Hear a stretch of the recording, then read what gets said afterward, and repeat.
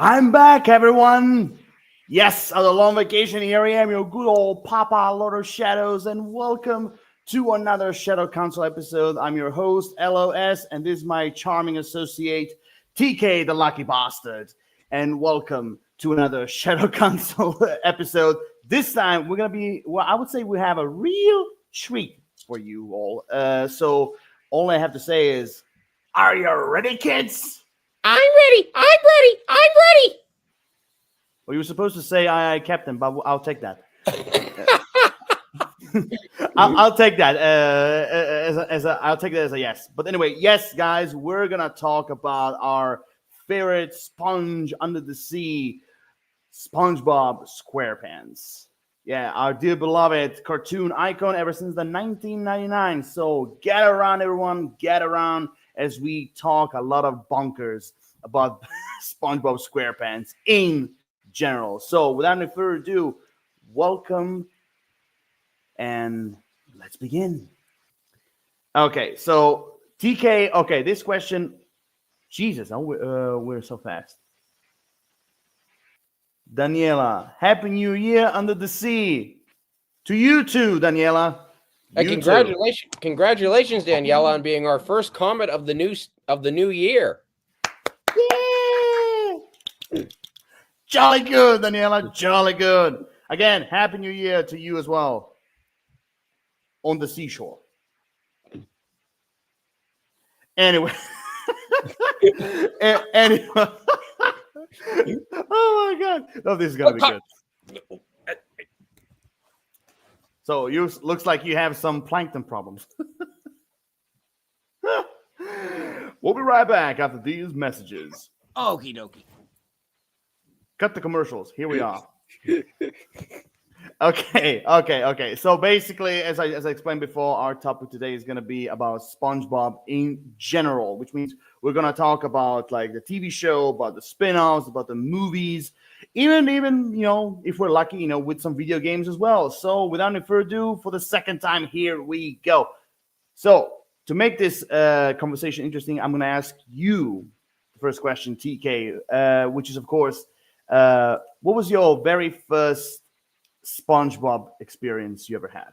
Oh boy. So I think I'm going to date myself. I'm going to probably give away my age, but I actually remember the premiere episode of SpongeBob on Nickelodeon all those years ago. I remember I had a classmate who I always get this confused. But I had a classmate in grade school. Actually, I went to all through high school with her. I think her uncle was friends with the guy who made SpongeBob. I think. Wait a minute. With Steven Hillenburg? Yeah. You're kidding me. I know. I'm pretty sure it was her uncle, or it might have been her dad. It was either her uncle or her dad was friends with him and knew him. And they might have also worked on SpongeBob at one point. I feel like that's the case. I don't remember. I mean, I was young. I was young then, so wasn't really too like up on like what the connection was.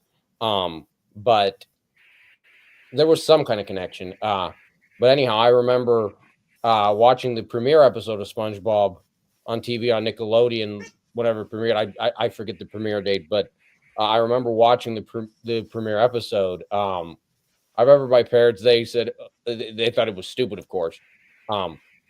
And I mean, the concept is kind of a stupid concept, but it kind of works. It really is kind of a stupid concept. It's one that like you don't really have to think about, and I love it. I just love it. Yeah. I mean, okay, so basically, your very first experience with SpongeBob was literally with the premiere episode Wanted. Yeah. Wow, because this is a really fucking coincidence, or I wouldn't say destiny, because my first experience with SpongeBob was literally just like with you, with the premiere episode Wanted. But unlike you, I didn't watch it on Nickelodeon. I used to watch it when it premiered on the Italian channels a long time ago when I was like in elementary school. on the Italia Uno or Italia One, if you prefer, channel. And I can tell you right away, like the very first episode, I will tell you right away, I fell in love with the character. I fell in love with this crazy bonkers world. I fell in love with SpongeBob, with Patrick, Squidward, Mr. Krabs, even Gary. And on top of that, let me just top it. My mother even fell in love with SpongeBob as well as a cartoon. Like, we I'm not kidding you. Every time when she would go home from work, we would used to like watch it together on the Italian channels. I mean, for a brief period of time. Then I remember like a few times I even used to watch it on the German channels as well. Which also kind of helped me with my German language as well. Oh my god! So I mean, this is crazy. Like, we literally had our first SpongeBob experience with the very fucking premiere episode. Wanted. I just cannot believe this. But so here's my next question. Now, to make it fair, I want to remove SpongeBob from the list when I say this question. And the question is, who is your favorite SpongeBob character? Now, again, I will remove SpongeBob off the list and concentrate on the others. So who is your favorite SpongeBob character? That's a good question. I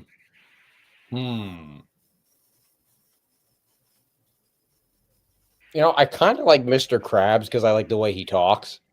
The way he talks has always been, I don't know, that's always been funny for me. Yeah, I think I'm going to go with Mr. Krabs. Oh, I cannot believe this. This is literally fate. Oh, my God. Because my favorite character is also Mr. Krabs. I mean, I'm telling you, I'm not kidding. Like, I watched more like SpongeBob episodes where Mr. Krabs is like a major character, unlike all the others.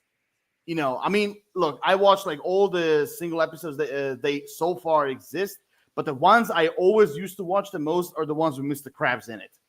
Oh my god, and again, going back to the one episode, I fell in love with a character just from there. First and foremost, I mean, when it comes to sea creatures, I always kind of had a kind of like a fandom for like crabs or should I say like crustacean, like sea creatures. Mm-hmm. So that's also kind of for me like a bonus, But again, for me, the kind of I would say that the final the cherry on top for me that made me fall in love with the character is Clancy Brown voicing Mr. Krabs. I mean, the guy who was Kurgan, the officer in Shawshank Redemption, Lex Luthor, Dr. Neocortex in Crash Bandicoot as well. Now he was Salvatore Maroni in The Penguin. Yeah. Like the guy who played the most nastiest, darkest, evil characters is playing this silly crab who is greedy for money. Yes, he's a legend. The guy is a legend. Oh my god! I mean, and also, I mean, just seeing him, like, I cannot imagine Clancy Brown with that scary looking face. Yeah. Doing, hello, I like money. Like, it doesn't go together. But but again, it works. Yeah, he's hilarious. He's the perfect person in that role. And I was just watching this morning. I told you earlier I was watching SpongeBob. I didn't plan it this way. I just happened to wake up this morning and SpongeBob was on the TV. Yeah. I don't even remember putting that channel on. I must have put it on before I went to bed. I don't remember doing it, but I must have. But anyhow, it was the one where Mr. Krabs kind of falls for Mrs. Puff, and then he puts in charge of his money. I know this episode. I know this episode all too well. I love that one. That was hilarious. I love that. Oh my god, I will never forget that scene when he's like, when SpongeBob was like, "Wait, then tell me. You want to go me run back to the store, take some stuff that Mrs. Puff doesn't care, and then I come back here and you're like, SpongeBob, you're spending all me money. But Mr. Krabs, I'm just saying what you just said." and you're gonna say we're not talking about this or this. We're talking about this. That is such a hilarious moment. Oh my god. I wonder how much of that dialogue. I've never read anything about it. I wonder how much of that dialogue is improvised and how much of it is actually written. Oh, and also I always wonder like how many takes did Tom Kenny actually used to do for like that particular line for that particular moment, because that requires a lot of energy and speed. Yes. Saying all that, so I'm really Yes. curious to see kind of like how many takes it took him to do that. Oh my god. And also now this kind of like my next question, which kind of will make it more interesting. Okay, but because we could talk about certain episodes right now, but I want to go like step by step. So if you can, okay. So here's a question, and I already have the answer for myself. But like, which character in SpongeBob SquarePants is the most irritating one for you, or that irritates you the most? The most irritating one. Okay, so I could tell you. I'll tell you the one that if Mom were on this live stream, she would tell. I could tell you what Mom's answer would have been. Mom's answer would have been SpongeBob. Mom was very annoyed by SpongeBob. Okay. Highly annoyed. Now for me, the most annoying character, I'm going to say Pearl. Really? Yeah. I don't know why. I never really thought that she served much in the show. Besides giving Mr. Krabs like some humor. I don't know. I never really thought she served too much of a purpose in the show. Now I should mention, we here at in the Shadow Council, we love whales. By the way, you don't have to say TK, because your very personal Shadow Council leader is a big fan of whales. So that's already a plus for the viewers out there. Yes. Me being a whale lover. Yeah. Especially since Pearl is a sperm whale. Yes. My favorite whales are sperm whales. Yes. So that for me doesn't give me enough to be annoyed for Pearl. Yes, but Pearl, I don't know. Pearl just annoys me for some reason. I think it's just the character doesn't really add much to the show. I don't know. Okay. Yeah, I think she's my most annoying one. Okay, fair enough. For me, okay, this is gonna be a shocker. Maybe not for all the people, but most. I will get for most SpongeBob fans, this will be a shocker. But for me, the most irritating, most annoying character that sometimes he's so annoying that I wish I was there in this world and I just want to beat the shit out of him or strangle him to death. And that is none other the guy who also owns a spin-off show right now, Patrick Star. Ooh, I thought you were going in a completely different direction with that. Nope. When I said he owns a spin-off TV show now that already goes to Patrick. I mean, don't get me wrong. Look, Bill. I always butchered the guy's name. Bill F. He does an extraordinary job as Patrick Star. He's great, but there are a lot of moments in the show that he does so many stupid fucking things. Yes. Idiotic that like I just want to like I am on board with Squidward like going nuts with Patrick, because like there are even some moments with me, even when I was a kid, I got annoyed with Patrick, like like saying like I just want to slap him, I just want to break every bone in his body, like because how dumb he is. I thought you were going to go with Larry the Lobster. I don't know. I thought you were going to go with Larry. Nah, I can take him. I mean, I can swallow him. Like he's okay. I mean, he's a muscled egomaniac, but like I can take him. Well, do you think? Well, so talk about how dumb Patrick is. I kind of see your point with that, but so here's a question I have. I just thought of. Do you think earlier in the show, like earlier in the first season, they he was a little bit smarter, but they kind of really dumbed him down? Ooh, that's a tough one. I mean, okay, in the first season, okay, I give you that. That he kind of looked like, he was a little bit smarter, just a little bit. He Yeah. was a little bit smarter, and you said like, what if like they toned down his intelligence and made him more dumber? Yeah. In a way. Well, I mean, I don't know. I mean, with Steven Hillenburg being in charge and everything, I mean, since unfortunately, since he passed away in 2018, I think he passed away.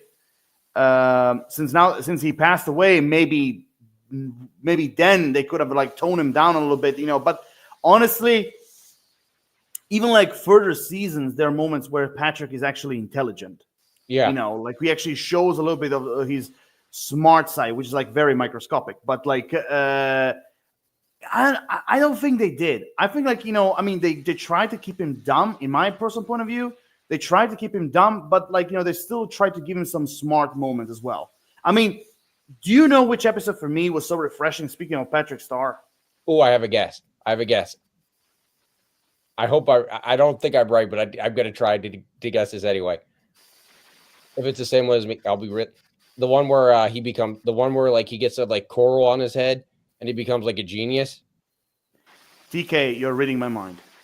You're reading my mind, because that's the episode I was talking about. Like, it was so refreshing. Yes, to hear him. Your genius.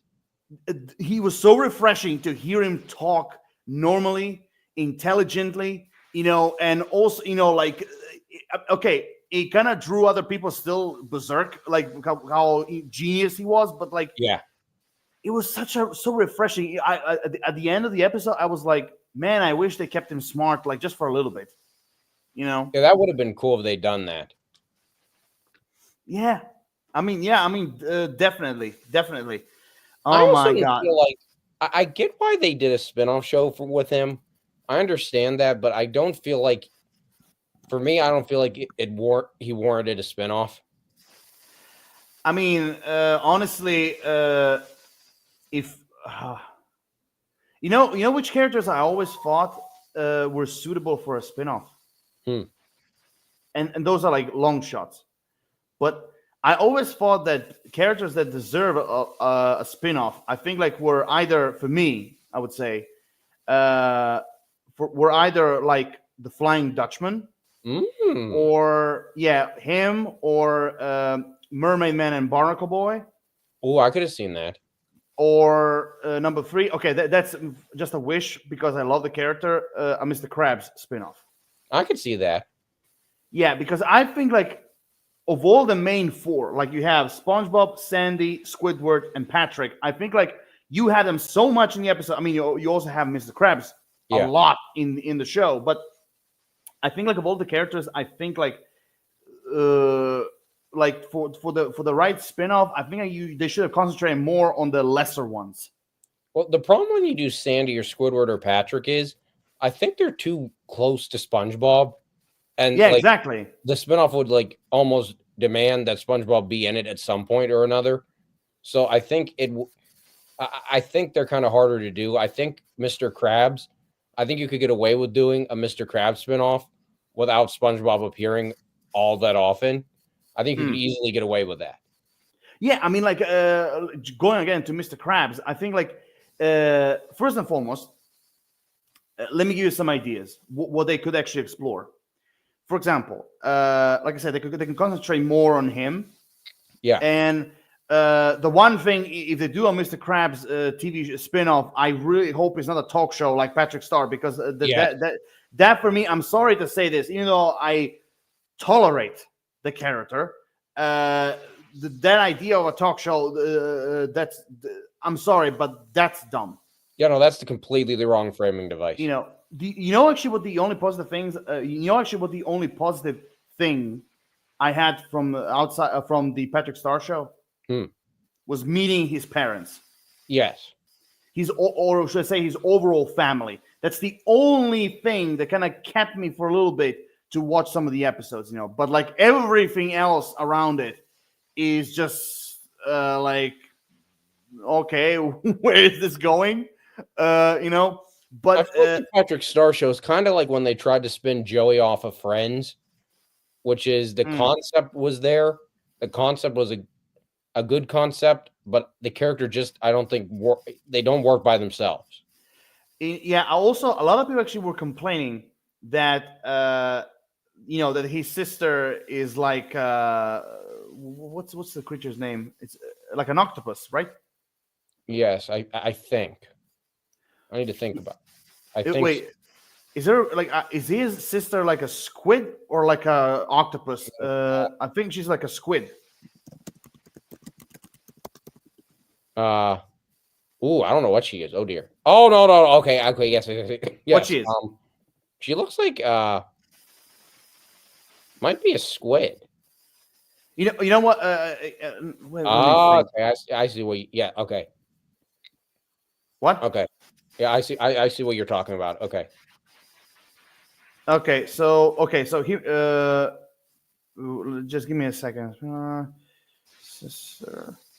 I was okay. Yeah. Okay. Okay. Oh, squid, a puss. So she's basically a squid.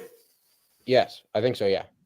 Okay. So because I wasn't sure if she's actually if she goes under the category an octopus or a squid or something like a mixture. But anyway, a lot of people were complaining about her being in the show because where is Big Sister Sam? Yes. Because in the show, even though to be fair, he supposedly didn't have to have a sister. Yes. Because remember when they had that bad odor episode from their mouth? When SpongeBob everyone thought of him that he was ugly. Yes. But he was actually he was basically very smelly, coming from his mouth. Yes. Okay, so basically, when Patrick and SpongeBob were at the theater, and SpongeBob gave him one of the ice cream that he ate for breakfast, he gave it to Patrick. He ate it, and then basically he started to smell bad. Yes. Just like SpongeBob. And then at one point when he was talking to SpongeBob, he said, "Oh my God, what will my sister think?" Wait, I don't have a sister. Yes. Do some memory. Did I get you somewhere down the memory lane? Yeah. Yeah. Okay, so technically, he supposedly didn't actually have a sister. Yeah. Because he said, "Wait, I don't have a sister." But then later on, they added, Big Sister Sam, or as I like to call her, Star Hulk. Yes. Sister Sam, so mad. Okay, like I said, Star Hulk. But but anyway, so they had Big Sister Sam. But then in the Patrick Star show, they had this new character that's kind of like a squid-like, character, and she's like his sister. Yes. But then later on, I think they added somewhere that she's like an adopted sister. Yeah.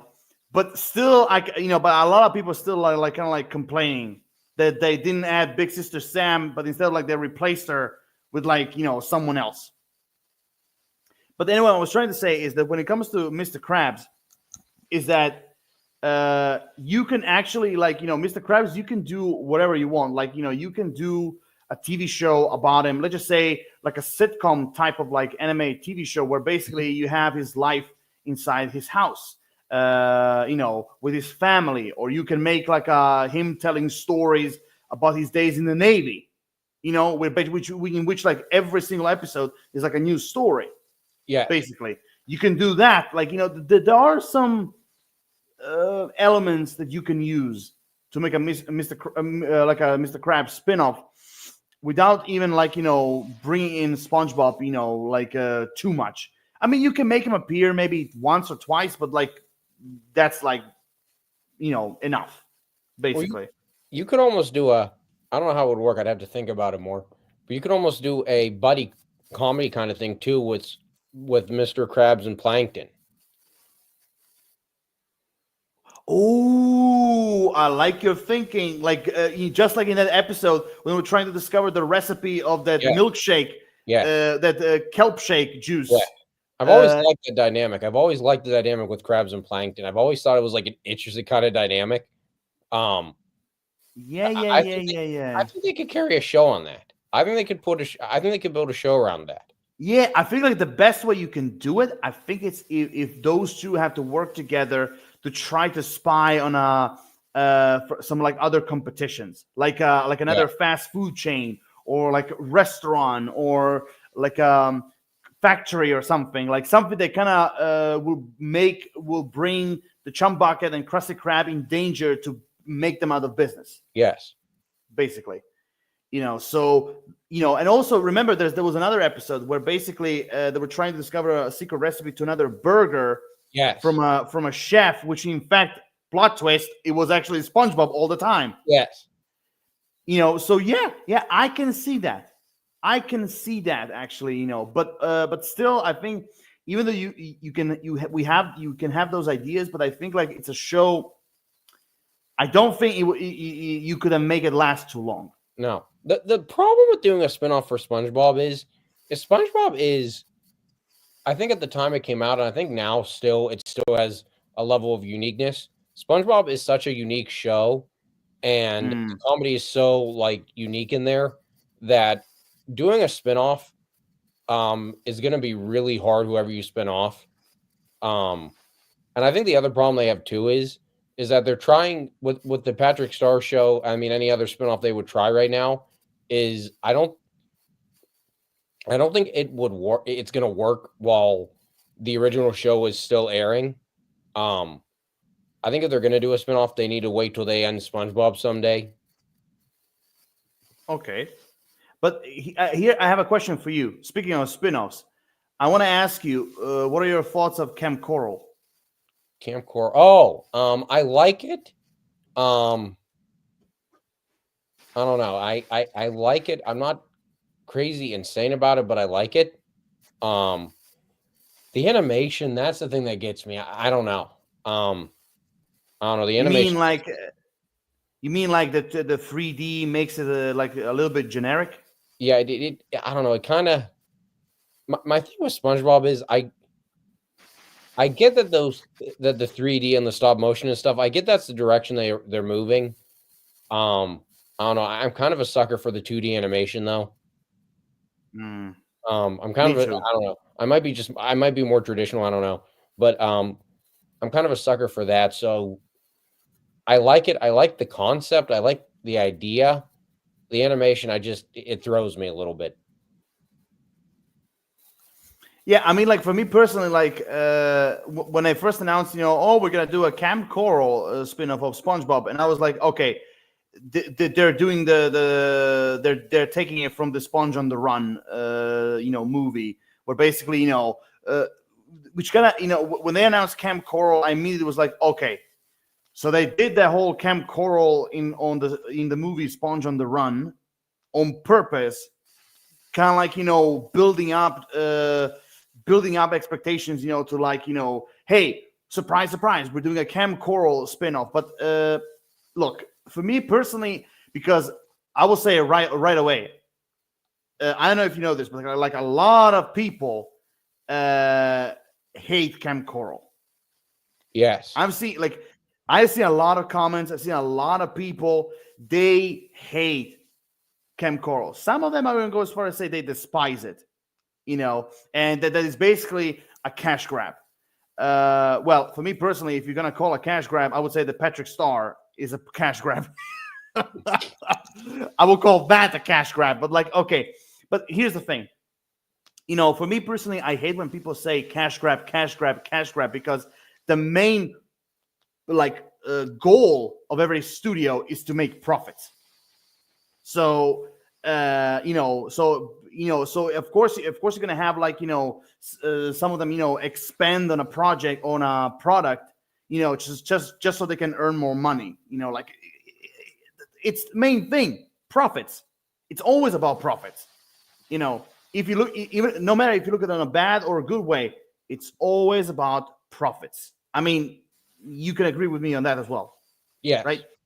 Exactly. So when I first started with Camp Coral, I was like, okay, I'll give it a shot, and I will agree with you. The 3D thing, it makes the TV show look very generic. there's nothing special about it, but like I will still say, there are some things in the show that kind of kept me going, watching it and everything, especially like, even though for me personally, and again, there's just me, it was kind of like a little bit, how can I explain this? Okay. The only thing I found it to be a little bit dumb is that to have literally everyone from Bikini Bottom as children.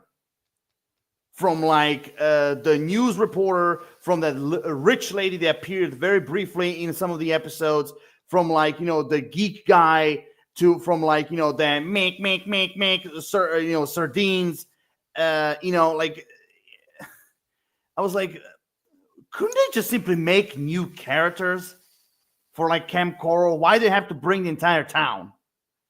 I mean, okay, I get it, Mr. Krabs, Mrs. Puff, Patrick, SpongeBob, Squidward, Sandy. I get it. I would go as far as say, okay, even like Larry or even Plankton. I get them. I get that. But yes. I'm like, why do they have to bring the entire town? Like yeah. they could have easily make some new characters. Like, for example, there's an episode in Camp Coral where basically they end up in what's that called? When you're in a camp, the cottages where the kids sleep, what they're called? Oh, cabins. Thank you. The cabins. So there was an episode where SpongeBob, Sandy, and Patrick, I don't know if Squidward was there as well, but they entered in a cabin that literally was like haunted. Like, yes. They had like, the scary gothic horror kids. And I was like, and I love the episode. Why? Because they were new, freshly made characters. Yes. Although the Nosferatu kid, I believe that's the same Nosferatu that was taking the lights on and off in night shift, or graveyard shift episode. So, but still, there were new characters, and I was like, again, why they have to bring the entire city back? Because I it kind of makes it sound lazy a little bit. Yeah. I mean, I agree that, I don't know, that I guess my thing with Camp Coral, thinking about it, is too the animation, but also too, and I guess this isn't anything new. I mean, the Flintstones did this. Yeah. The Jungle Book did this. Scooby-Doo did this, where they make them kids, they make them. And I mean, I don't have a huge issue with that. I mean, me neither. It's just, I don't know. I think you're right. I think just having the existing characters and not like bringing in newbies, I think I think there's a level of laziness to it. Yeah, because I mean, think about it. I'm sorry. Just think about it. Like, first and foremost, it makes you think like, wait, is there only one camp in the ocean? Yes. Like, number one, is there like there's one camp in the ocean? Number one. Number two, like, literally, like it kind of makes you wonder, like, so that means like the entire town went to Camp Coral, like, which yes. Again, for the third time, makes it look like it was one camp in the ocean. Number two, it was like the most popular one, and again, you can have the main characters in it. You can. Yes. But when you have, like I said, other characters, like, again, Perch Perkins, the TV reporter, when you have the rich lady with her, like, breasts all out, yes. When you have her, when you have the geek guy, which he was so annoying even in the show, in the current one. He's so annoying because he literally reminds me of a guy I knew in high school.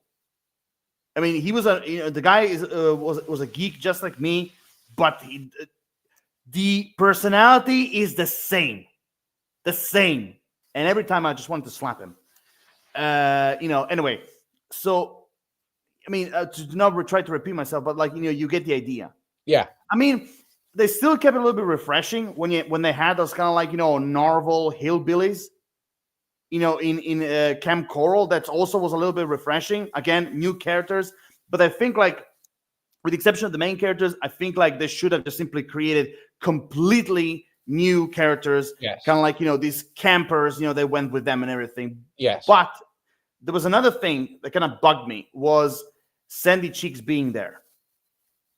Because, because like, if you remember season 1, how they met. Yeah. Officially, and through Sponge on the Run movie, they kind of broke the canon a little bit, and also the whole, and also, I mean, and again, and also, don't get me wrong, but they also kind of break the canon, even like with Plankton and Mr. Krabs. Yeah. If you know what if you remember their origin story. Yeah. That's one of the things that, to that point, that's one of the things that kind of, I like SpongeBob. I think it's good in a lot of ways. I think it's good in a lot of ways, but the thing that annoys me a little bit about SpongeBob, and I'm going to compare it to another show. I think you'll see where I'm going with this when I compare it to another show. I'm going to compare it to the Grim Adventures of Billy and Mandy. Okay. Which is another great show. If anyone out there hasn't watched it, go stream it on HBO Max or wherever you can stream it, because it's really good. But the thing with it was, and I think SpongeBob is a lot the same, is the canon they never really paid too much attention to, I don't think. And also continuity wise, I think they ignore a lot in previous episodes. They ignore a lot of characters from previous episodes. And I don't know. That's always kind of bugged me about SpongeBob. I mean, same thing with the Grim Adventures of Billy and Mandy, but that's always kind of bugged me a little bit about SpongeBob, is they don't really, there's no real continuity. They don't really pay too much attention to it. I mean, that's fine. I mean, it works. It just kind of bothers me to some point, like whenever you see characters like Bubble Bass pop up. And like you kind of remember the first season episode, but then you see him pop up and like it's never referenced, and he's treated like a friend, and then it just kind of, I don't know, that kind of stuff. It doesn't like bug me, but it kind of bugs me a little bit. Yeah, I get you.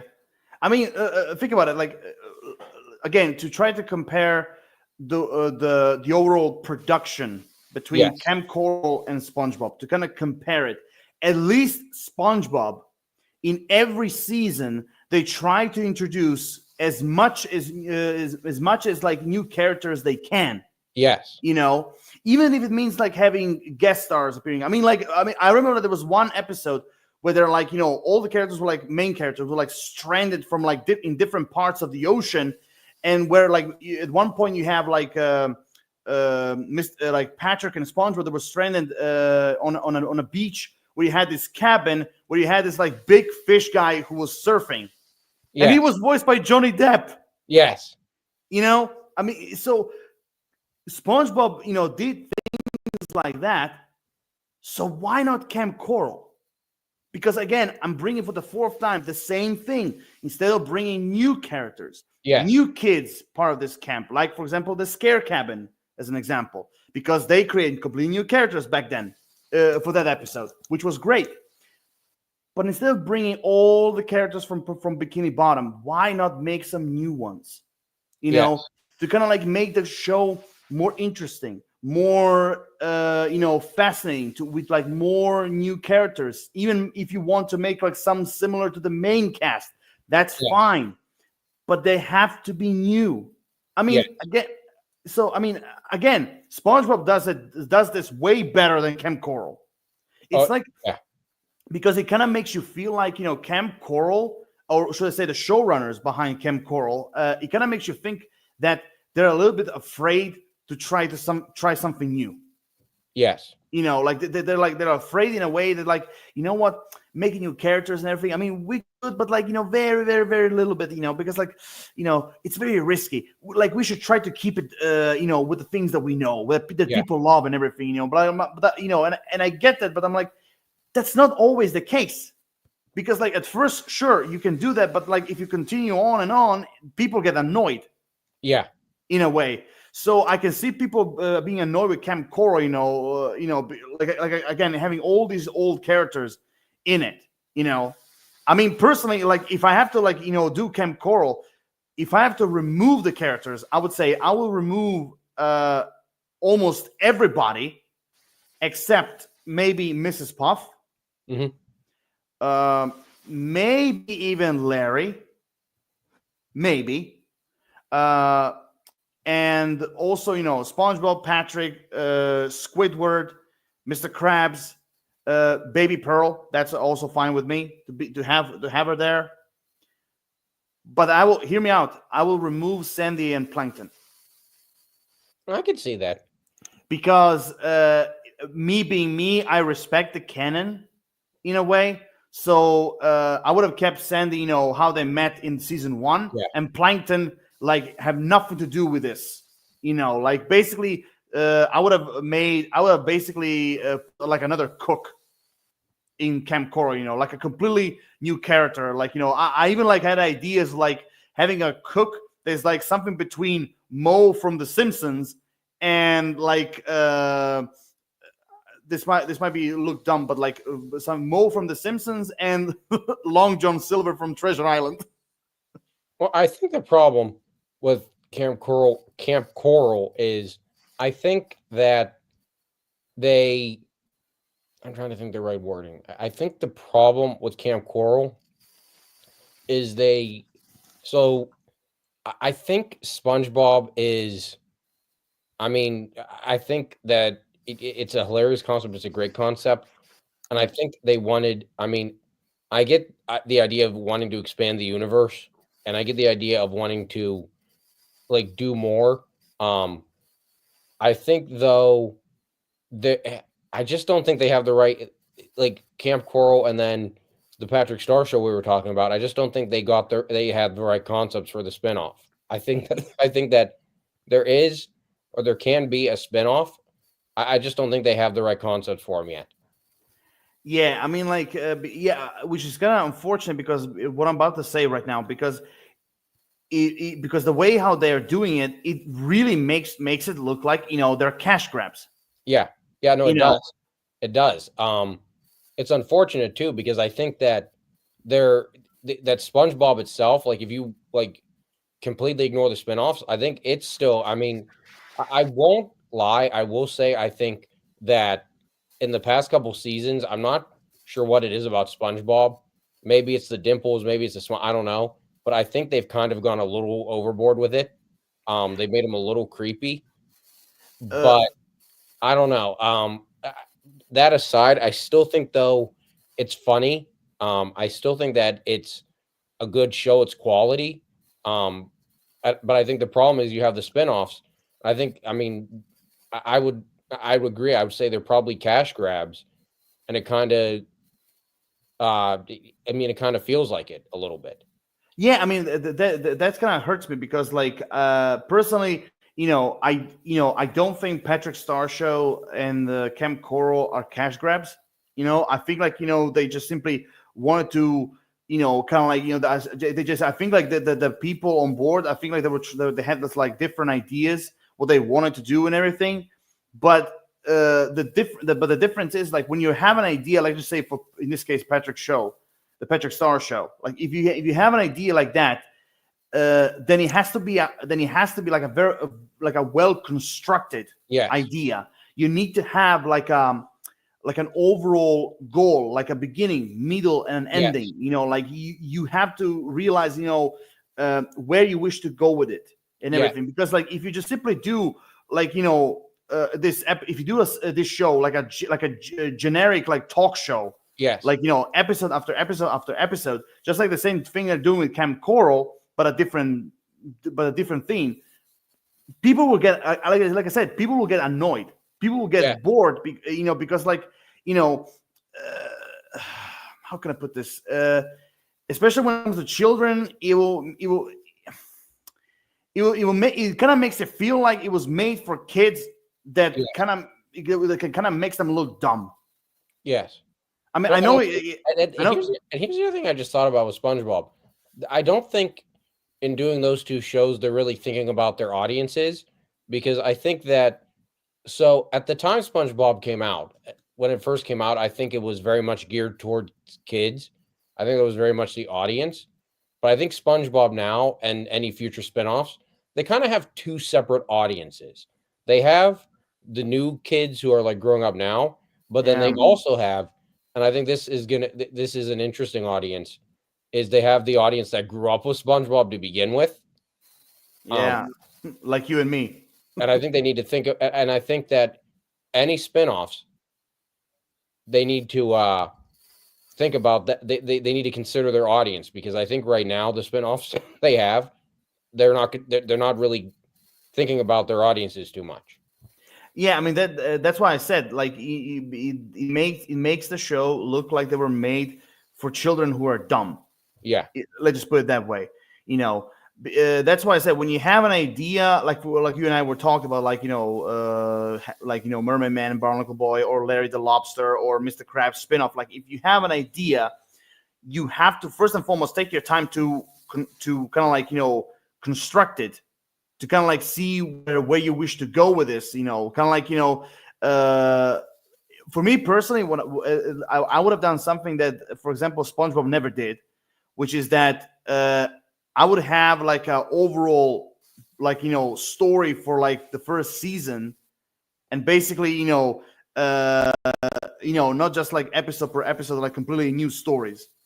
I would literally do like the entire season is one story. yeah, Because for example, you and I, when we talk about Plankton and Mr. Krabs working together, yes, I think it would have worked way more if throughout the entire season would have been like one company, one competitor. Because if you're gonna have every episode to have a completely new competitor every single time, then it doesn't make it, in a way, it doesn't make it special. It doesn't make it interesting. Again, makes it look generic. So what I would have done is I would have made an entire season one story.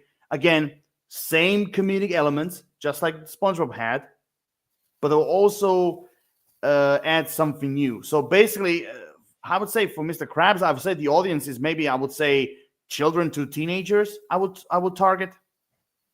I don't know. But speaking of SpongeBob. Well, I just got a comment here. This person says Plankton is too small. It's all in the name. Yeah, Plankton is small. That is a very fair point. Yeah, but also it's all in the name, Plankton. Yeah, that's true too. It took me years, actually, I probably shouldn't be admitting this, to actually realize why his name was Plankton. I mean, do you know the It took me years to realize that, and then I heard that, and I was like, oh, that's why his name's Plankton. Yeah. It took me years to realize that. And here's a crazy part. I always laugh hysterically when I hear his first name, Sheldon. Yes. Sheldon J. Plankton. Now, I will tell you what I think ruins Plankton is SpongeBob the musical. Oh my god! For me, that is the Dragon Ball evolution of the SpongeBob universe. I know a lot of people love that music. A lot of people love that show. Me personally, I tried to watch it on, I think, Nick.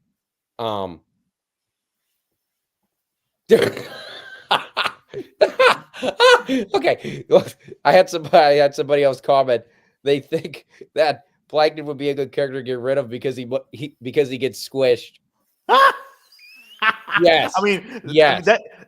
I'm sorry, but that's the punchline. Yes. With Plankton. Yes, that is a very good point, though. He could easily get squished. That's true. If SpongeBob ever wants to go dark and kill a character off, Plankton would be perfect. I mean, yeah, but unfortunately, I don't think that will happen anytime soon, since we're gonna have a Plankton movie this year. Yeah, they'll never kill Plankton. But he would be, if they ever want to go dark and do that, he would be the perfect one. I mean, Mr. Lawrence will be out of a job. Oh, he would be. No, actually, no. Oh, he's Larry. Yeah, he's Larry the Lobster. Yeah. No, he wouldn't go out of a job. No, that's a musical. I tried watching that. I guess it streamed on where did it stream on? Nickelodeon, I guess. I think it is. And I couldn't get through it because it was just so bad. I feel like it recons so much. I feel like the characters are so different from the animated show. And it just is so bad. But that show kind of the character I hate in that show is Plankton. He just feels so wrong. Yeah, but can I say something? Speaking of when you said about SpongeBob, they made him look creepy. Yes. I will admit that as we went further with the seasons, although personally, in my experience, like with all the seasons that we have so far, I never had any like real complaints because like for me personally, all this the SpongeBob is still like holding. I think like SpongeBob as a TV show is still holding his ground, but I will say about the animation. Oh my god. Our good FRC has made a comment. FRC! Yay! Welcome back, FRC. Although you were never gone, but okay. My amazing YouTube colleagues can't wait to be chatting about loads of topics in 2025. Hashtag Shadow Council. Same with us, FRC. Yes. Same with us. Can't wait to have you on our next upcoming topics. That's for sure. And you better be there, or TK will unleash his tears of doom. Yes, and I will also message you day and night and talk about Dragon Ball Evolution, and Mephisto. I have a lot of theories, FRC. You don't want me. You do not want me messaging you. You don't want him, mate. You don't want him. He will unleash his nerdum of destruction. Yes, and I can be very persistent. Oh yeah, hard as a rock. Anyway, moving on. Now, let's go. Now, anyway, going back to Under the Sea. Now, I will say this. I don't know if you ever saw this episode, but there was an episode that has to do with like driving school, and there was like he was like on a boat. There was a girl, and the animation on him was like so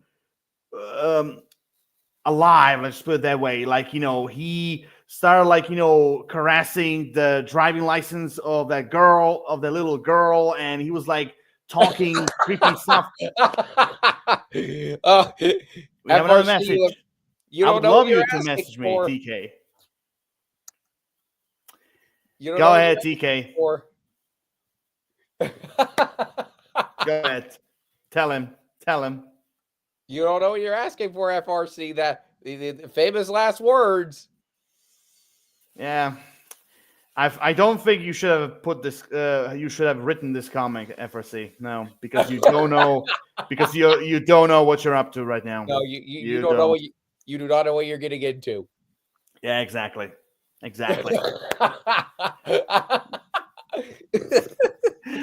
Anyway, going back to the Under the Sea, going back to that territory. Now, I will admit with you that as the seasons went further, the animation got, I would say, bonkers, more and more.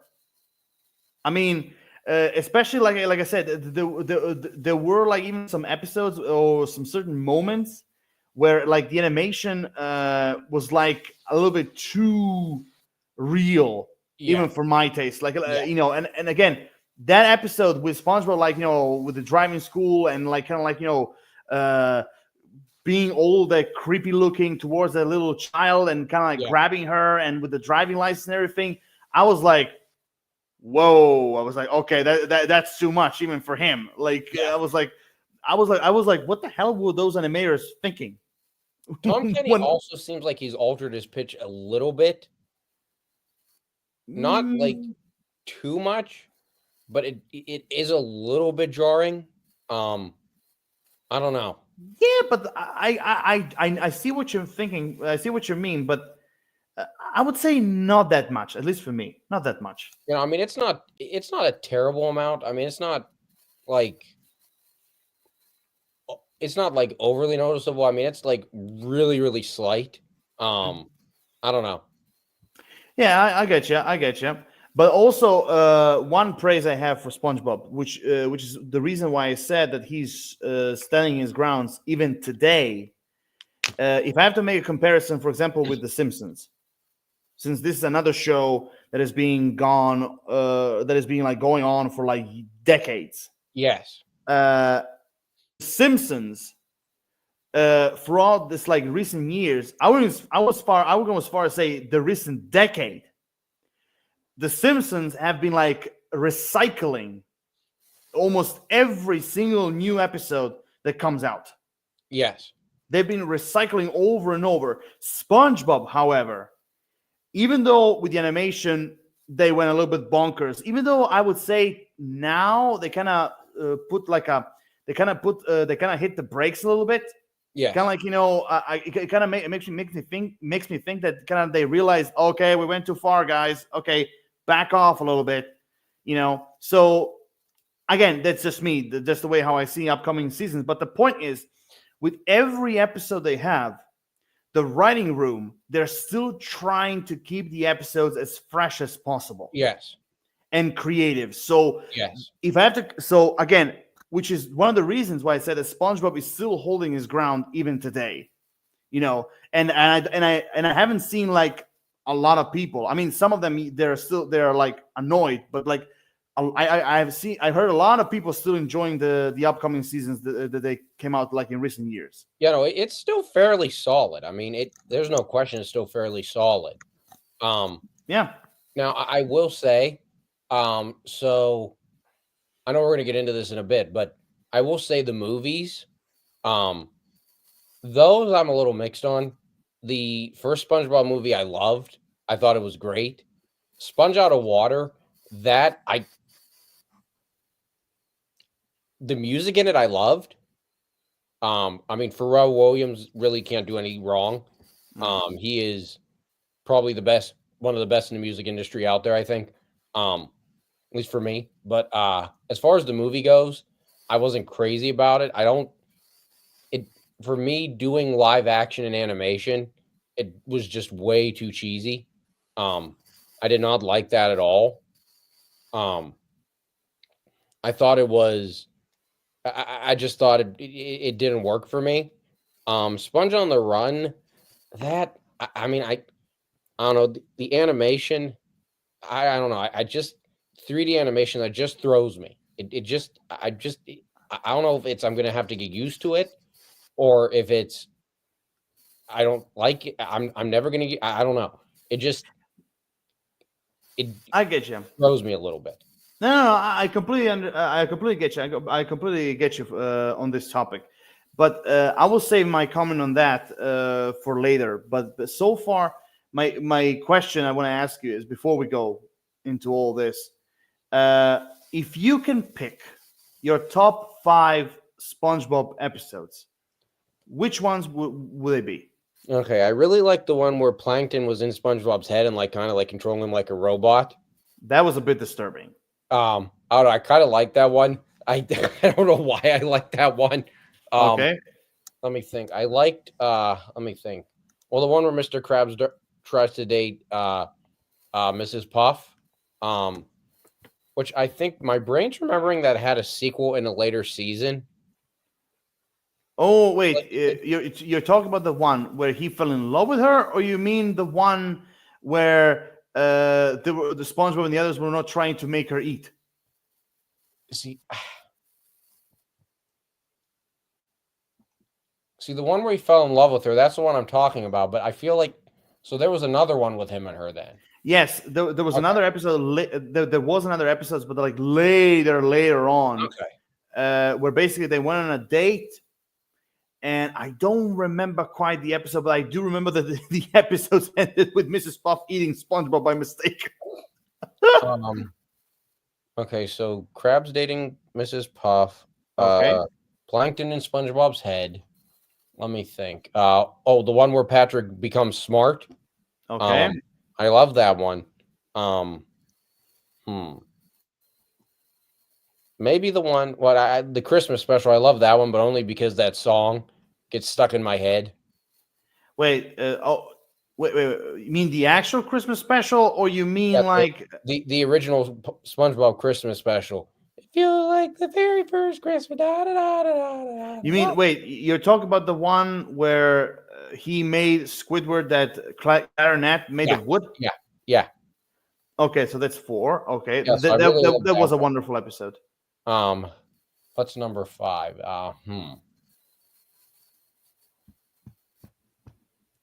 Maybe that I'm trying to think. The one where Squidward makes SpongeBob and Patrick think he's a ghost. Oh, that one. Yeah, I'm gonna go with that one for my number 5. Okay. Oh, okay. I have to say those are very interesting choices. Okay, but still pretty good ones. Pretty good ones. Okay, now for me, the first one I always this episode drove me nuts because when I was watching in SpongeBob on TV, I was always begging this episode is gonna air, especially when they had reruns. Clams, the parody version of Jaws. Okay, yes.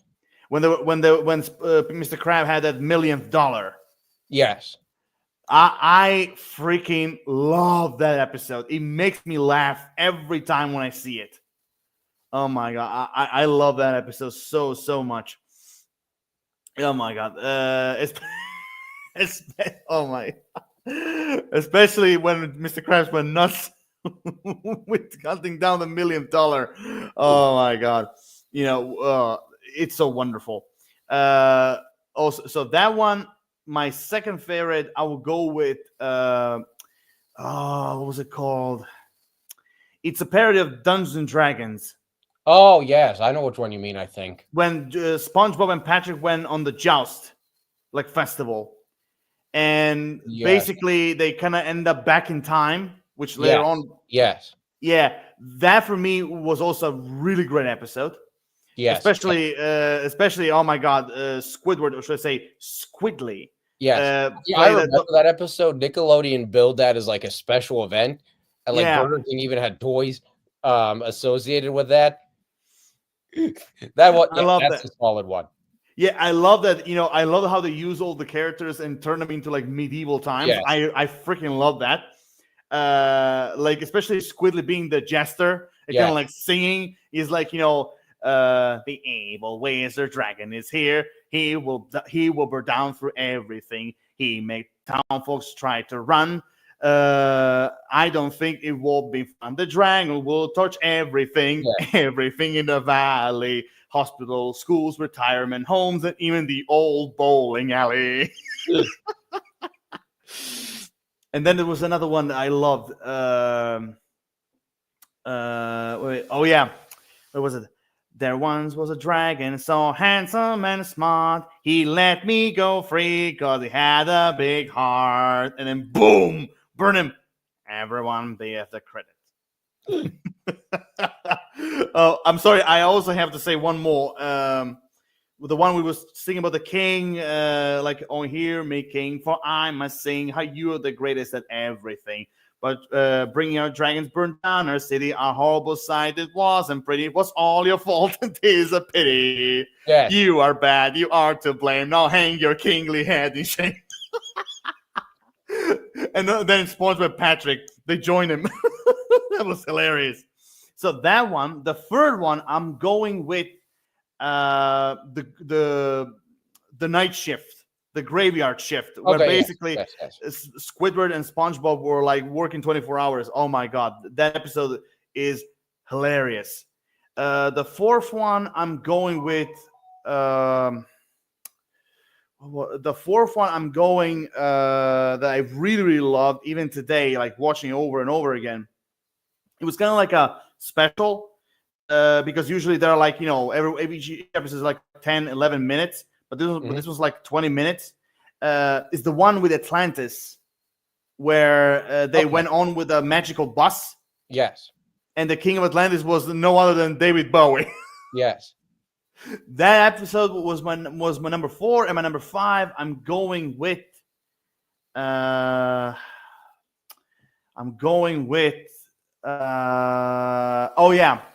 Battle of the Bands.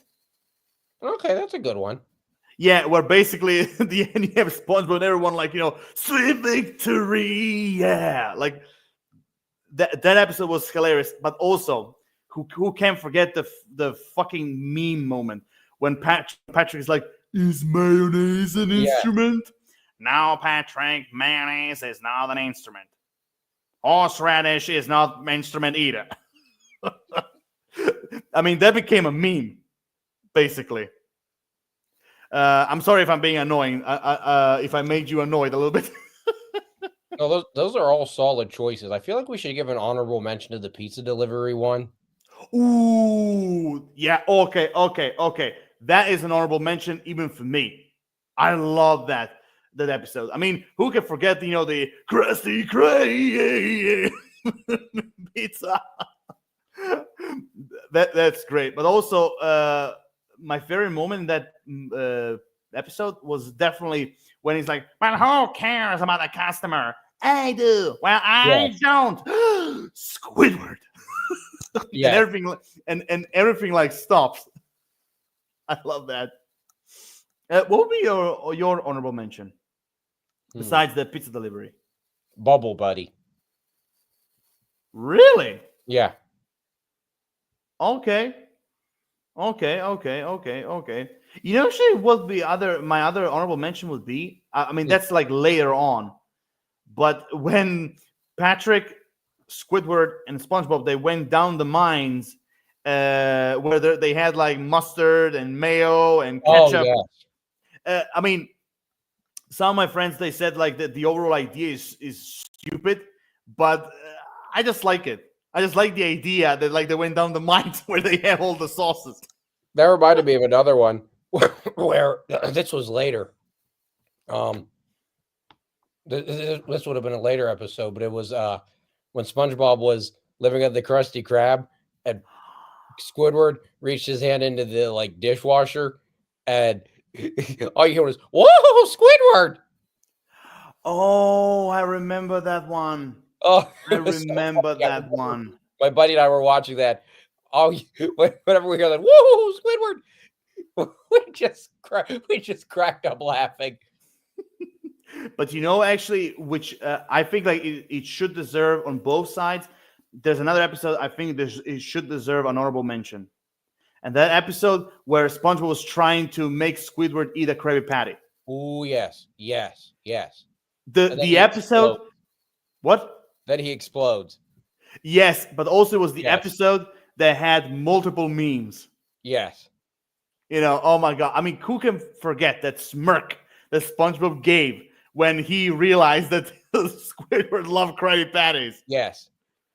And also, I love that moment where he's like, "Oh, please, I don't have no soul." And then later, then behind him is like hell, like, yes, that was hilarious.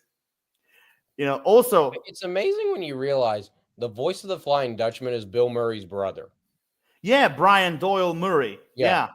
It's amazing when you realize. I didn't even know that until. That's another thing I'm going to plead ignorance. I didn't know that till like a couple years ago that he was his brother. That whenever I found it out, I was like, oh crap. I knew that was actually his brother because, well, first and foremost, my very first introduction to him in movies of Bill Murray's older brother was actually in two movies. One, it was the cameo as a psychiatrist in Ghostbusters 2 when he was talking with them and everything. He was I met him there, and the other one, it was like a 2000 something movie that had to do with like racing with dogs. I don't see the first place I met him. The first place I saw him was in Yes Dear. Oh, which by the way, if any of you haven't seen that show, if you can find it streaming somewhere, watch it because it's hilarious. But also too, the first movie I remember seeing him in, and this is an old movie. I don't think it was his first movie. It might have been. I don't know. But it was Frank Shirley in Christmas Vacation. He was in that? Yeah, he played Clark Griswold's boss. Jesus, how old was he then? Oh boy, I think it was. I'm trying to think what year it would have been. It would have been. I mean, Brian right now he's like 79 years old. It would have been. So it would have been 1989. Well, he would have definitely been in like. So he would have been. He's 70 now. He would have been probably 50s, maybe 40s. Yeah, I mean, like, yeah. I think he would have been maybe late 40s, early 50s.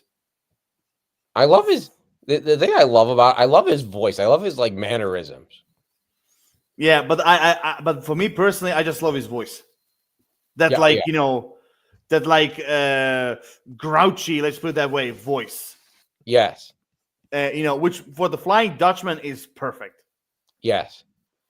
Is perfect. Oh my god, it's hilarious. But also, can we also mention one more episode? I know we're talking over and over, but Sailor Talk. Yes. The episode where That is a great one. the episodes where the actors actually had to swear. Yes. That was a great one. Now they're still saying it's a rumor, but there are stories saying that the Tom Kenny and the crew they actually had to swear because it'll make it easier for them to record it instead of like making like fake swearing. Oh, I believe I would buy that.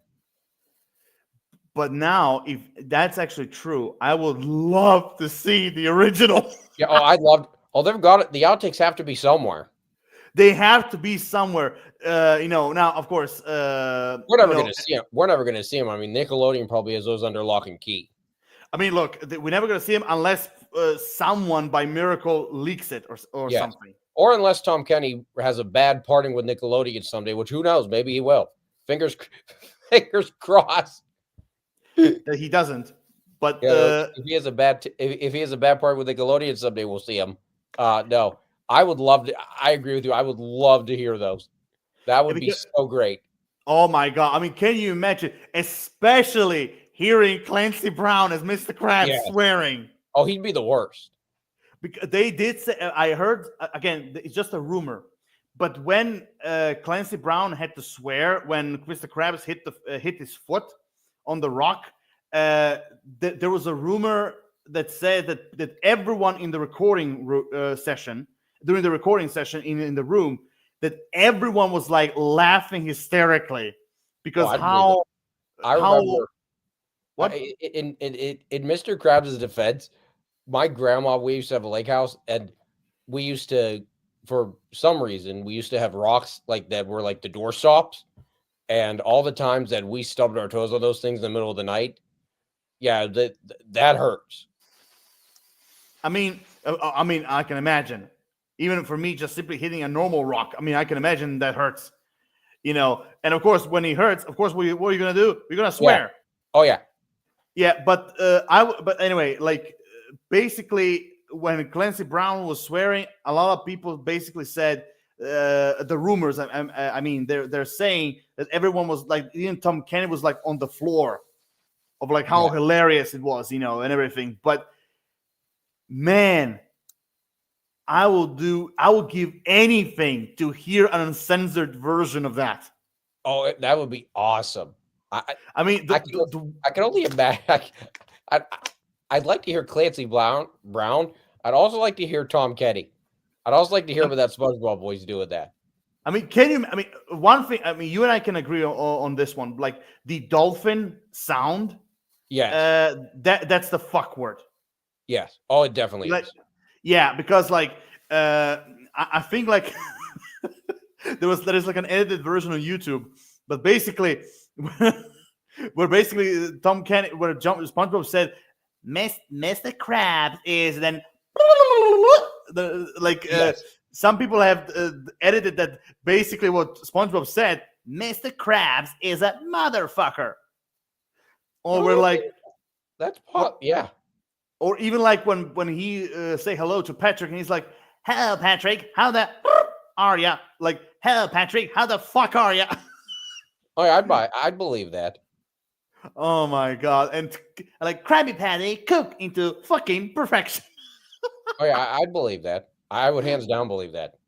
Oh my god! I mean, again, I'll repeat. I'll give anything to hear that uncensored version. And I guess I can kind of agree with them. It kind of makes it more easier for them to record if they actually swear. Yeah. Oh no, I think it definitely would. I mean, yeah, instead of going like, fudge, freaking, frack, truck or whatever, like instead of saying, stupid words. Well, the problem is if they say stupid words, the problem is is that they'd lose the inflection Mm. and it wouldn't come across well. So I kind of think, I mean, I would actually believe that rumor. Like I said, only because it would make it more authentic. It would make it come across better. So I kind of would believe that rumor.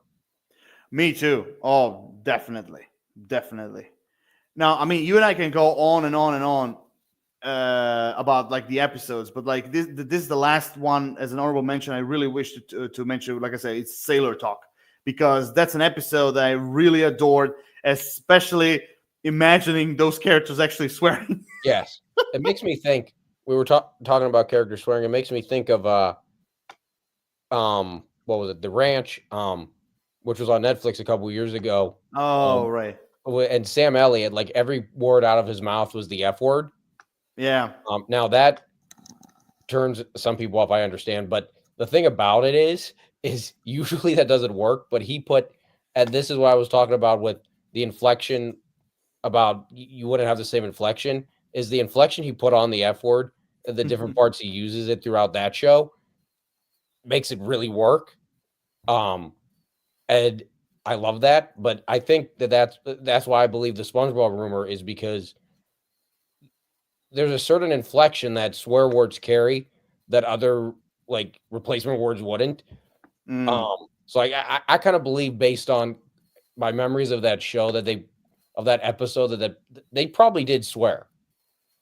Yeah, I think they did, because the way how they were saying those words, like, this, like Patrick when he said this day, like it really Yes. feels like, this fucking day, Yes. like it really makes it natural. So I think like they did the swearing part, but of course, we're never gonna hear the uncensored version, unfortunately. Yeah, no, Nickelodeon will never let that out. Nah, I don't think they will. But I will definitely say one thing: if they release it, even by accident, if they release that, I will literally pee my pants out of laughing. It's the same.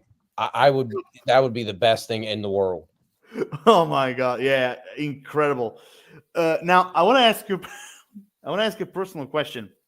Okay. Like if if Bikini Bottom was on the map, would you move to Bikini Bottom?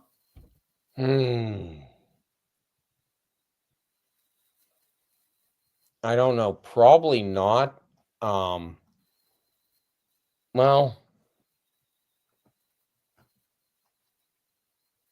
I don't know. Probably not, only because they have really weird houses there. I don't know if I'd want to live in a fruit, or if I'd want to live in a boat, or if I'd want to live in a part of a boat. No, I probably wouldn't. How about you? If they offer me like some real estate agency, if they if they offer me like a house in Bikini Bottom, why not? I mean, I love the sea. I love sea creatures. So hey, and I will definitely tell you, like, at least I will have someone interesting to talk to. Although, well, let me think about that, because this is going to get dark really fast. But maybe I would move to Bikini Bottom, because I'd have dinner every night. You would have dinner? I'd have dinner every night. My neighbors would be fish. Oh, but Guess what would be for dinner? oh my god! Oh, holy shit! Like That went dark really quick. That's nasty, really nasty. That went dark really quick. No shit, Sherlock. I live next to Mr. Johnson. Where's Mr. Johnson? I haven't seen him all week. Oh, Mr. Johnson was good. Or even say like, oh well, oh yeah, Mr. Johnson, he was a nice guy. SpongeBob. Oh, this is going to be even darker. I'm sorry. SpongeBob lost Gary last week. In other news, oh my god, that's some great escargot. Oh my, oh shit. Oh my. Okay, I'm gonna give you a dark one as well. Like Mr. Krabs went to Laura Shadow's house borrowing some butter, and he never came out.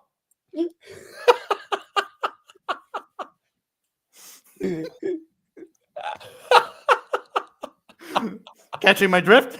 Yes. Oh boy. Oh my god! I figure we definitely made some lovely nightmares if someone younger is watching. Yes. Yes.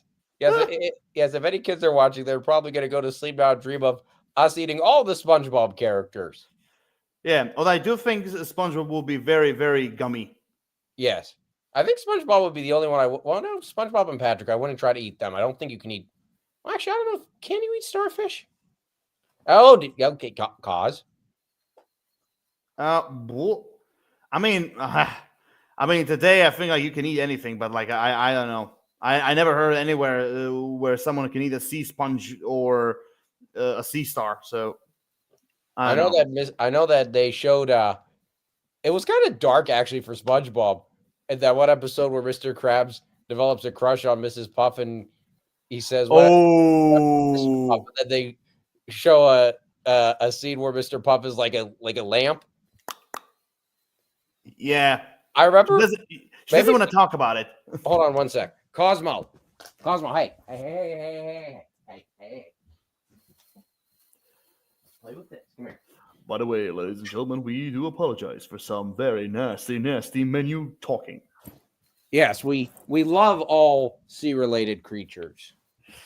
Yeah. We especially love eating them. Yeah, it's not our fault. We much prefer them on a plate. Yes. Yeah. Anyway. Anyway, I will agree.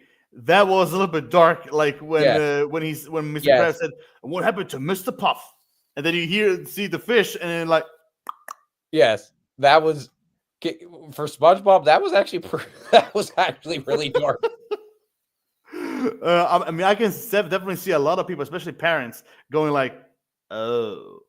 Although I will say, I love watching it back. I love they went there. Yep. Yeah, I mean, SpongeBob. I would say this: SpongeBob rarely does it today, but like, I love when cartoons sometimes they go with like a bold move. Yes, I love. I love dark humor. But I don't love when it's like dark humor and like it hits you in the face dark. Yeah. I don't like that, but like I like dark humor that's like subtle. Like you kind of like start laughing because like you're kind of like shocked by it. I love that. That's the kind of dark humor I love. Okay, yeah. I mean, it works. I mean, for me personally, I love all kinds of dark humor. For me personally, but I do miss the days when cartoons like, they will do like a thing like that, just like they did with SpongeBob. Although today I think like the range for dark humor is actually way more open than what it was back then. Yeah. I kind of, like I said, I like the dark humor, like where it's kind of like a wink and a nod. Yeah. Like I said, it's fine whenever it kind of hits you in the face, but I like when it's more like subtle. That's why I love that that's why I love that thing with Mr. Puff, because it's just it's just kind of like, did they just go there? And Steven Hillenburg would be, yes, we did. Yes, or like that episode where. Actually, thinking back on this was kind of dark too, where you had imitation crabs and Mr. Krabs. You had that like giant hand with like the fork trying to like stab Mr. Krabs, like eat him. Oh yeah, the hand with like yum yum yum. I'll give you even more. I'll give you a much more better one. You remember the episode with the wishing well? Yes. When basically they opened the gates between reality and magic. Yes. And Mr. Krabs was like, I will give you a demonstration. I wish to be boiled, cooked, served with butter on a plate. He throws the coin, and Sponge is like, Mr. Krabs, no! So where's the magic? And he becomes what he said. I don't believe in magic. I don't believe in magic. I don't believe in magic. Oh no! Yes. Oddly, that kind of stuff doesn't bother me. But you know what? I've kind of, for whatever reason, I've always found it weird in SpongeBob is whenever Mr. Krabs' like arms would come off. Oh, for whatever reason, I've always drawn the line with that. I don't know why. I'll give you more weirder than that. When Mr. Krabs molted. Yes. when he came out of his shell. That was a good one. I liked though whatever SpongeBob that was in his skin and like impersonating him, and then like he did the fist bump, and then I forget what the dialogue was, but then SpongeBob said, "Oh, thank heavens! I thought you seen through my grooves." I love how he said that. I love that line. Yeah, it was the episode where he was supposed to have like a Navy reunion. Yes. Yeah. I felt like that was like kind of like a weird moment when you see literally Mr. Krabs naked. Yes. Yeah.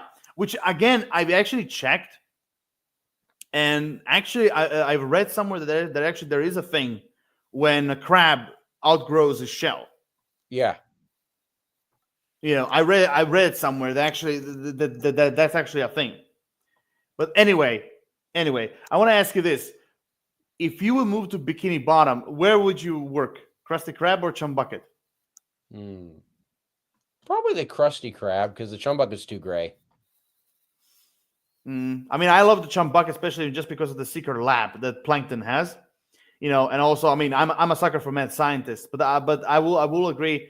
I will just simply join you in the Krusty Krab. Although I will say it is kind of interesting. Where I didn't know this was something I didn't know till a couple years ago too. The voice of Karen is actually she's Tom Kenny's wife. Yeah, that surprised me. Which is kind of cool. Like I never realized that whenever I read that, I was like, phew.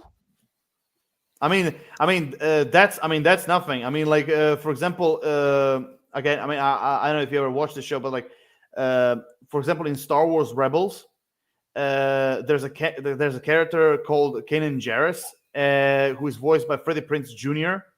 And in the same show, there's a villain, an Inquisitor called the Seventh Sister, and she's voiced by Buffy, and she's Freddie Prinze's wife. That's awesome. So, like, a hero and the wife voices the villain. You know what the precursor for SpongeBob was, right? I think I have this right. I think I read this somewhere. Remind me. I think I know what you're going to say, but remind me. Character on Rocko's Modern Life. I think somehow that was a precursor. There was some character I think that Tom Kenny played on that show that was kind of like a precursor for SpongeBob. I don't know, really. Precursor isn't the right word. Inspiration, I guess. I think it's I think the inspiration came from the character on that show. I know. I mean, I'm not sure about that one because I know that the inspiration came to Steven Hillenburg from because he loves the ocean, he loves sea creatures, and he also I think like he actually as a profession I think like he graduated from what's it called when you study sea creatures? Marine biology or something. Yeah, I think that sounds right. I know it's something like that, but so. I know that I think like through that experience, I think like through that knowledge that he basically gathered, I think like I always felt like that was kind of like the inspiration what draw him into creating SpongeBob. Or maybe I'm trying to think. I don't know. Maybe that's where he got Tom Kenny. That's where he got Tom Kenny. Perhaps that's the one thing when a show or a movie starts, especially when it comes to voice cast. In SpongeBob's case, I always wondered how many people did they audition before they got Tom Kenny, Clancy Brown, Bill, Caroline, Mr. Lawrence, and the others. Like how many auditions that they had? That's the one thing I'm always curious. Tom Kenny, I don't think they could have got anybody better than him. Yeah, but back then in 1999, that's true. I mean, I think he was. I know he was a couple voices in Rocko's Modern Life. I'm not sure what other animated stuff he was in before that. I feel like there's something with Rocko's Modern Life. I feel like that maybe that's it. Maybe I think that's where they found Tom Kenny originally. I think. Wait, wasn't that character Heifer Wolfie? I think. Oh, hang on. Let me look at something real quick. Heifer, Wolfie, Wolf, or something like that. Yes. Let me look real quick. And I think it came out. I think it came out like in the early '90s, like 92, 93. Yes. So that was like so that was like way before SpongeBob. Like, and also it stopped airing. I think. Oh, okay. See, I thought I remembered wrong. Okay, so the show. Hang on a sec. So the staff of the show, a lot of them regrouped on SpongeBob. Yeah, I mean, wait. I know that Mr. Lawrence was in it. Yeah. Tom Kenny was in it, Yeah. and I think I think that just the two of them. Wait. So which one? I don't know. I mean, because I know that. I mean, Charlie Adler was in the show, but he wasn't in SpongeBob. Yes. You also had what was his name? Joe Murray, I think. Yeah. He was. I think he was like he was Ralph, and you also had Carlos, who was Rocco. Yes. But I don't think those voice actors were in SpongeBob. I don't think so. Carlo, hang on one sec. Cosmo, let me have those. Thank you. I will take those. Thank you very much. Okay. Okay. No, I don't think. Of course, I don't know. I don't know if he was or not. Let me look. I don't think he was. I think you're right about that. I'm kind of curious now, though.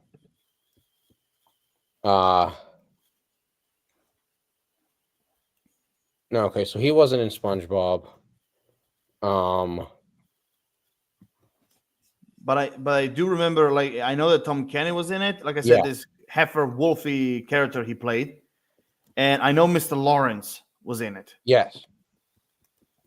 But everyone else, no, I don't think none of them were. Yeah. No. Yeah. Okay. Yeah. But also, can I say something? Yes. When I mean, I believe you noticed, like, you notice that when a voice actor like passes away, Yes. SpongeBob never uses those characters anymore. Yeah, they kind of retired the character. Yeah, like for example, the biggest example is Mermaid Man and Barnacle Boy. Yes.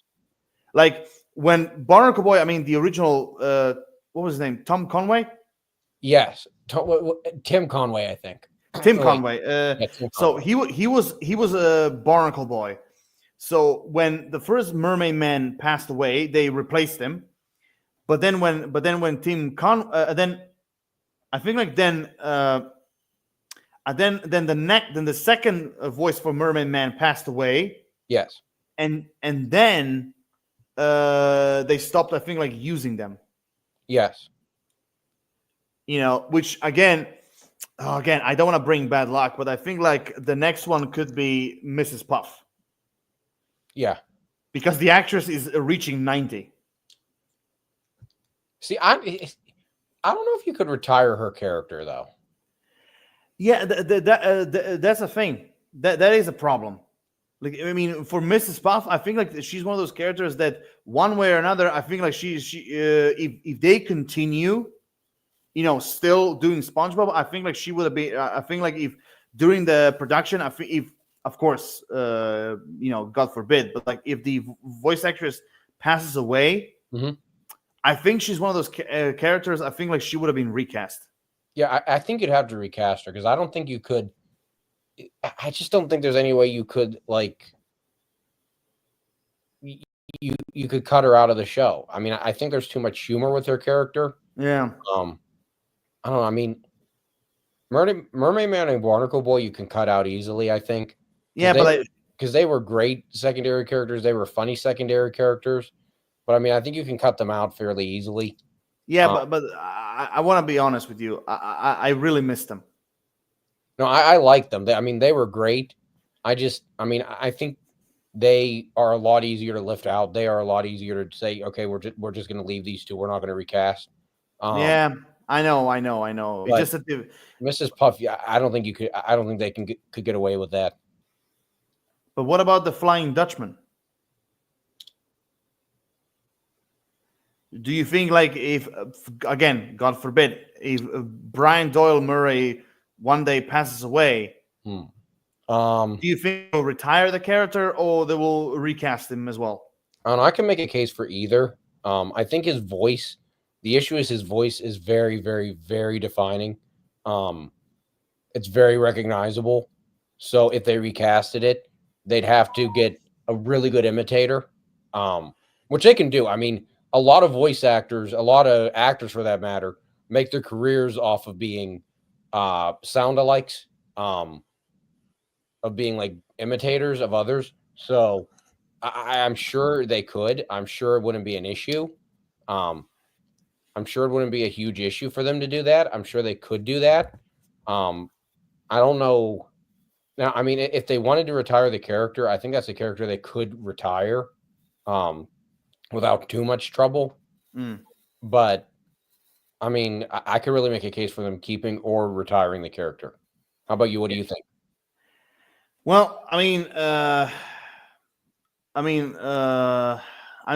can also make a case on both sides, but I think, like, sometimes when sometimes when the voice of a certain character either retires or passes away, usually the most obvious choice would be to recast them.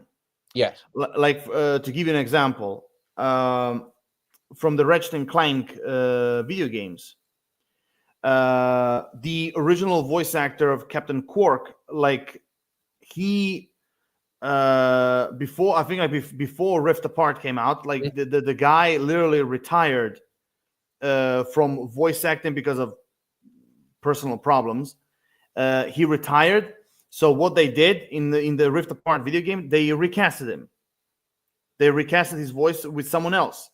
Now, however, there are cases where some characters become iconic because of their voices, because of their voice actor. Mm-hmm. So sometimes what happens is that when a voice actor, in most cases, they passed away, they just simply delete them. They just simply remove them from the cast list. They don't want to use them anymore because they think, like, this voice actor embodied this character. So we're gonna leave it just like that. We're never gonna use it again. But there's a catch with this one. If there's a character that, for example, the fans love, yes, and even though the original voice actor passes away, and then you say, like, okay, we're not going to use it again. We're not going to use it again. We're just going to keep it the way it is. We're not going to recast it. We're just simply going to move forward without it, without him or her. And sometimes that could be a problem because, like, when some fans, they want to see those characters returning, even though the original voice actor passed away, then most of the time you don't have another choice but, like, to not just simply write him in again, but also at the same time replace the voice. So again, sometimes that could work, sometimes it's not necessary, because like you said, like, for example, Mermaid Man and Barnacle Boy, they're like secondary characters. Those are the type of characters that could easily be swept away, without, like, using them ever again. Even though I've seen a lot of fans still saying, like, oh, that they miss these two characters. But again, with SpongeBob's case, you have so many hundreds of characters in the show that I think like, for the showrunners, I think it made it easier to remove Mermaid Man and Barnacle Boy. Because, again, like you said, they're secondary characters. They're not on the same rank as, like, SpongeBob, Patrick, or Sandy, or Mrs. Puff, or Larry the Lobster, or Plankton, or Mr. Krabs, Pearl, and so on and so forth. So that it a little bit more easier for them to remove them. But like, if you're gonna have someone as Mrs.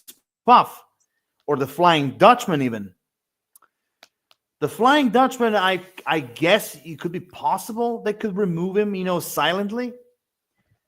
But for Mrs. Puff, I don't think that will be the case. I think that the easiest thing to do is to replace the voice. Yes. Because she plays a much more major role with SpongeBob, especially with the character of SpongeBob, that I think, like, if they try to replace her, I think they try to just remove her, like for example, the Simpsons did with some of the characters, or like Family Guy as well. I think like that will be more seen on a negative side than on a positive side. So again, it's a very, very divided debate. Yes. Yes. Because you can go both ways. Which kind of brings me, and speaking of the Flying Dutchman, it kind of brings me to this topic, which of course are the movies. Yes. Now, I want to ask you, before we go into this, I want to ask you, which of the two 2025 SpongeBob movies are you excited the most? The Search for Squarepants or the Plankton movie? I think the Plankton movie, only because I really like the character Plankton.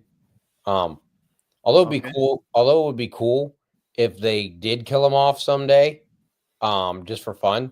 I don't know. What would be the character? You know what would be the perfect way to kill him off? Just let Pearl eat him.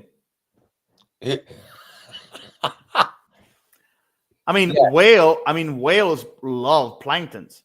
That is true. So let just her eat him. Yes. Fried, boiled, or raw, it doesn't matter. We're really going dark today. What can I say? That is my jam, man. That is my jam. Anyway, so you're excited more for Plankton the movie than the December SpongeBob movie, Search for Squarepants. Yeah. For me personally, I would say it's the other way around. Like, for me, I'm excited more about the upcoming new SpongeBob movie that comes in December 19th, 2025, unfortunately. Mostly because you don't have, first and foremost, you don't have Plankton as the main villain.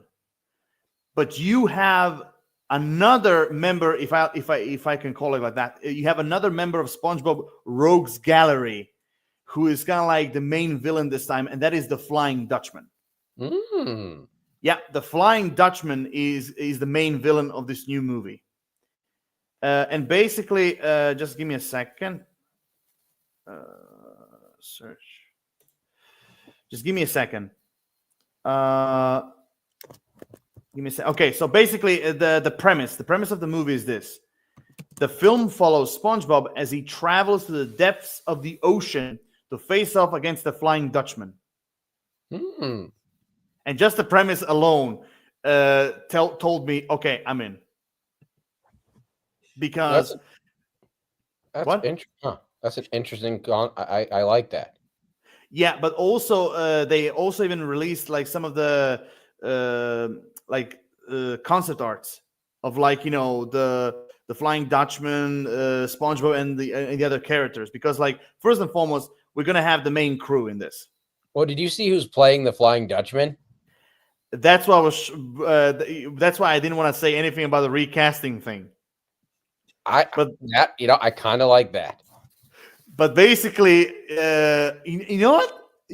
I can dig it, and you as well. But a lot of SpongeBob fans, they don't, because I kind of dig that a little bit. Because okay. So basically, let's not beat about the bush. Mark Hamill is voicing the Flying Dutchman. Yes. And they revealed that in Comic-Con that he's gonna voice him and everything. And honestly, I mean, first and foremost, I'm just happy to see Mark Hamill getting voice jobs. Yes. That's number one. So, and I can dig it, him voicing the Flying Dutchman. And I can see you as well. But a lot of SpongeBob fans, not really. Because they're still wondering, and some of them are even pissed off why Brian Doyle Murray is not doing it. Well, I'd remind all those people that Poseidon was recast in the movie. Yes, that's true. And 'Cause also, his design is different. yes. Yeah, I would remind them that in terms of movie to TV show continuity, that really doesn't exist. Yeah, that is true. That So I is mean, definitely true. so I don't have a huge problem with that recast. I mean, I think Brian Doyle Murray is kind of synonymous with the character, but I mean, it's not without precedent that they're recasting him. That's not like completely out of left field. Mm, yeah. So basically, also, yeah. So basically, it looks like that. So basically, it looks like the director they used for Search for Squarepants is the same guy who did Hotel Transylvania Transformania, like Oh, the last Hotel Transylvania movie. huh. Yeah, Interesting. yeah. But basically, there's a concept art about this movie. There's a concept art where you have all the characters, like from SpongeBob to Plankton, where they're all dressed as pirates. Yes.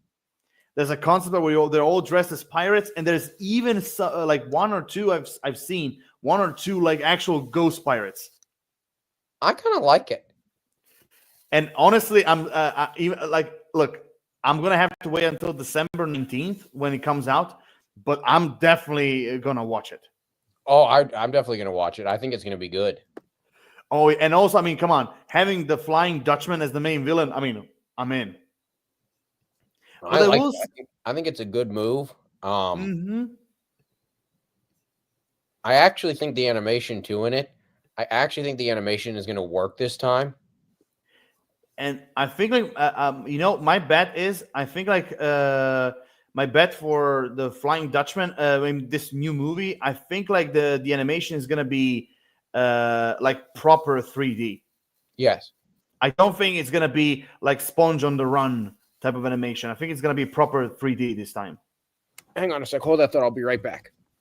Yeah, no problem. Be good. We're doing it back. Be good.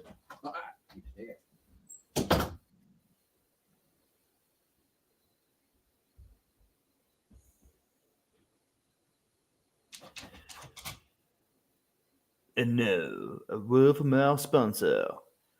Are you too depressed? Are you annoyed with the light side of the world? With all the territories and locations that we have? Well, just today, we have 1 day offer. One special offer that will lead you to the depths of the ocean. All the way down to the graveyard of ships, ghost pirates, sea monsters.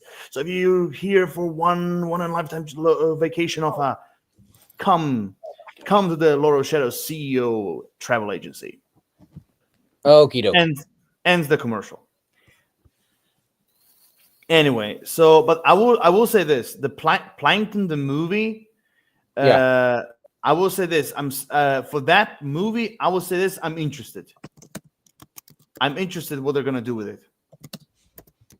You know, because I'm a sucker when you have a movie or a TV show where you have the main center of it, you know, a villain. Yes. You know, I'm a sucker for that. So you know, I'm definitely gonna give it a chance. That's for sure. But I'm kind of curious who's gonna be the villain of his movie. I'm kind of curious. Who's going to be like? Who is he going to go up against?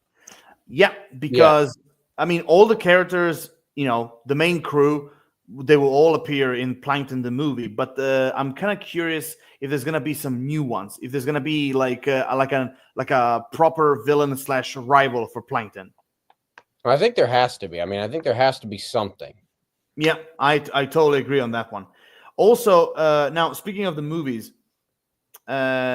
now so far we had 1, 2, 3, 4. I want to ask you because what did you thought of the Sandy Cheeks movie? I liked it. I don't know. It's still the animation with that. Some people, I've seen a lot of people that complaining about this movie, and again, not just simply the CGI. You know, if you've seen the movie, you know what I'm talking about. not simply because of the CGI, but because it's a movie about Sandy Cheeks, which again I have no complaints about that. But a lot of people said SpongeBob still steals the moments in the movie, even though it's her movie. I mean, what do you think of that opinion? Yeah, I wouldn't disagree with that necessarily. Wait, you disagree or don't disagree? I wouldn't disagree with that. I think that's probably right. Yeah, I mean, honestly, look, her overall story, I didn't mind. Seeing her family, that was cool. The villains, I mean, okay, Wanda Sykes as the villain. I mean, okay, that's bonkers. Yes. Also, by the way, I just want to say it was great to see the actress who played Alvida in One Piece live action. Just want to say this. Yes, it's great. It's great to see her there. So I didn't mind the villain. I didn't mind the story. I didn't mind her family. But I will agree that maybe they've used SpongeBob too much. Yes. Because it really makes you think yes, he's taking the spotlight out of her movie. So yeah, I think I'd agree with that. Actually, what I would have done, I would have made the crew, like the main characters, appear, but only very briefly.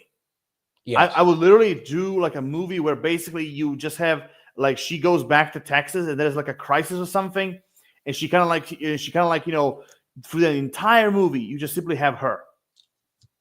That made me think that was another good episode of SpongeBob where he and Patrick are throwing Sandy this Texas thing, and they're talking bad about Texas. Oh, that's funny.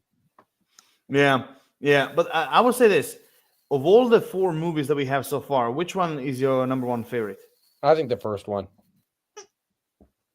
Okay, fair enough. I'm going with the first one as well. Yeah. Also, love the story. I love the music.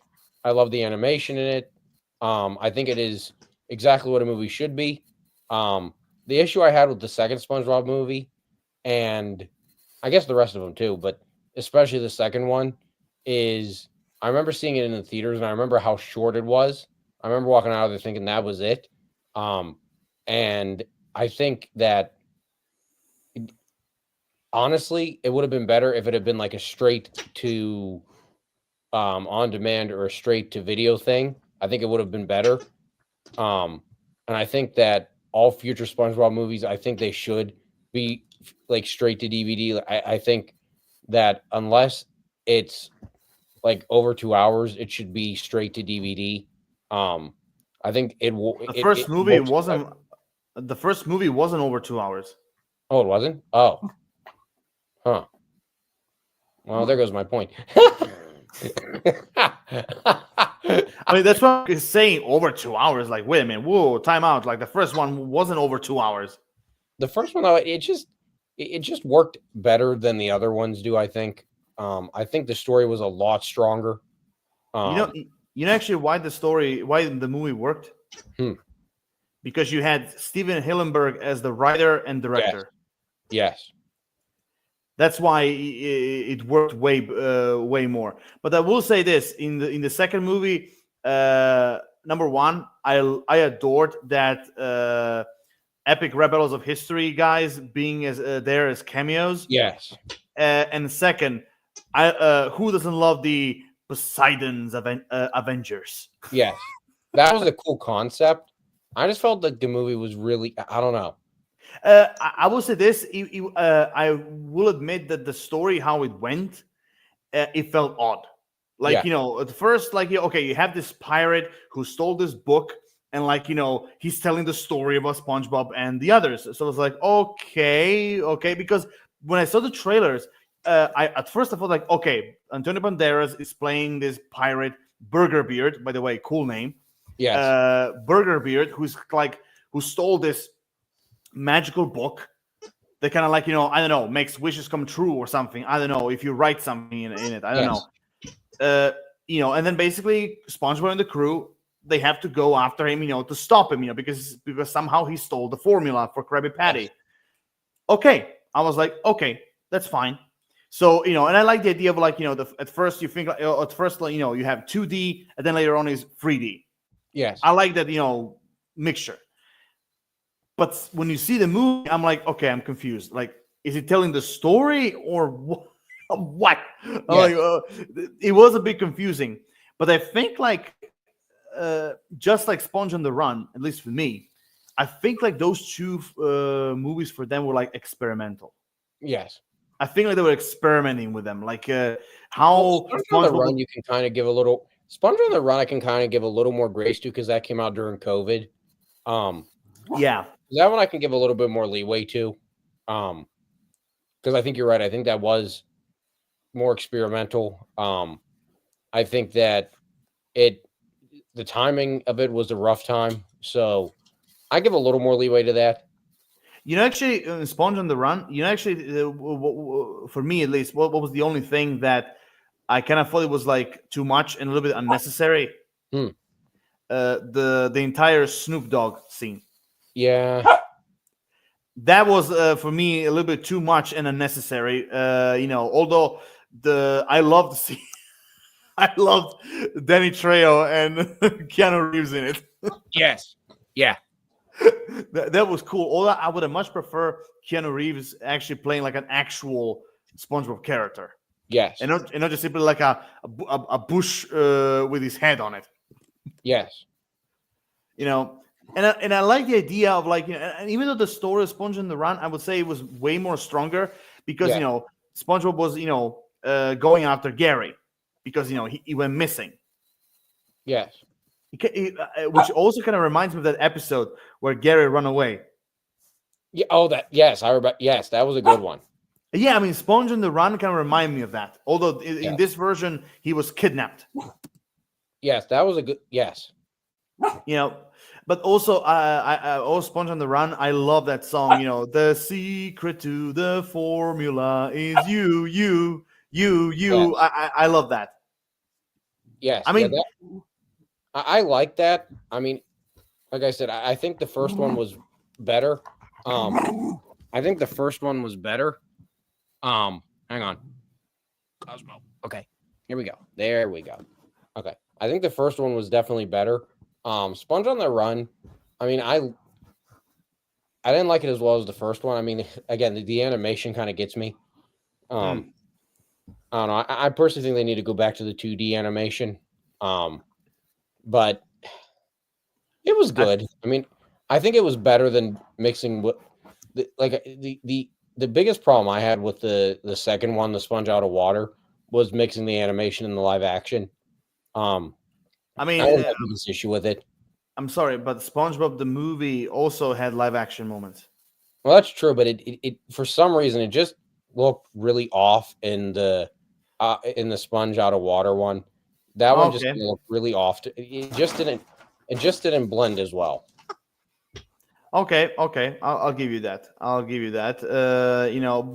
again, I even though for what we got, I still like those movies. I would go as far as say between the second one and the third. I would say I liked Sponge on the Run more than Sponge Out of Water. Yeah, I probably would trend that direction too. Yeah, Sandy Cheeks was an all right SpongeBob movie. It was all right. It wasn't horrible. It wasn't bad, but it wasn't also awesome. It was fine.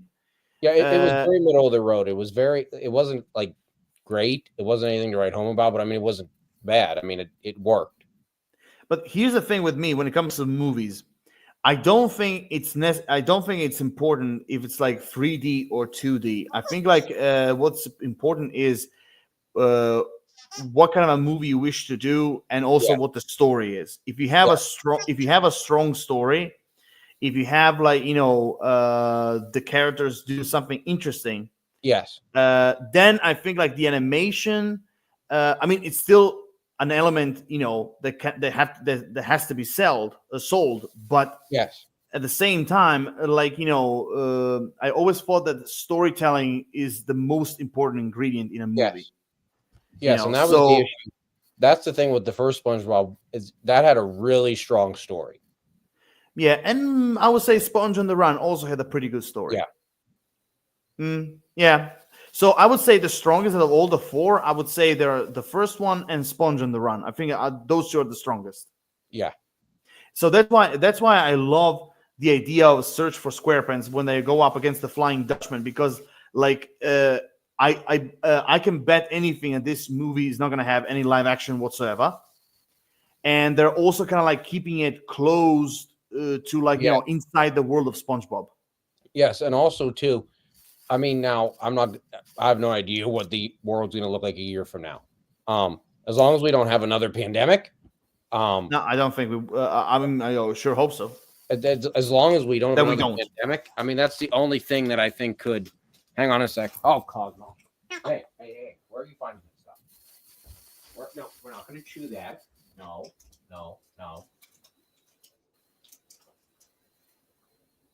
No, I mean, as long as we don't have another like pandemic or anything that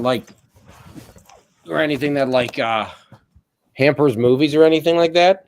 Yeah. I think it could. I think there's potential that it could do really well at the box office, because I think that Sponge on the Run, I think it was originally going to be like a movie theater movie, but because of the pandemic, I mean, obviously they had to change that. And it was like straight to Paramount Plus or straight to streaming or something like that, I think. So I think that as long as like the world is the same place it is now when it's released next year, I think it could do really well. Well, actually, next year is this year. Oh yeah, that's true. That's true. So far where we are now, I think we're gonna do fine. Yeah. Yeah, but also now I want to ask you this before we wrap this up. I want to ask you this: if Nickelodeon offered you to do a SpongeBob movie, what would be your idea for a story? Well, that's a good question.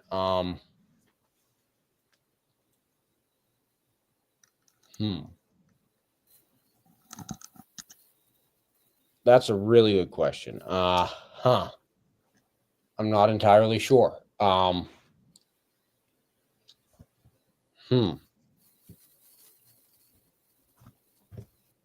I'm not entirely sure. What would I do for a SpongeBob movie? I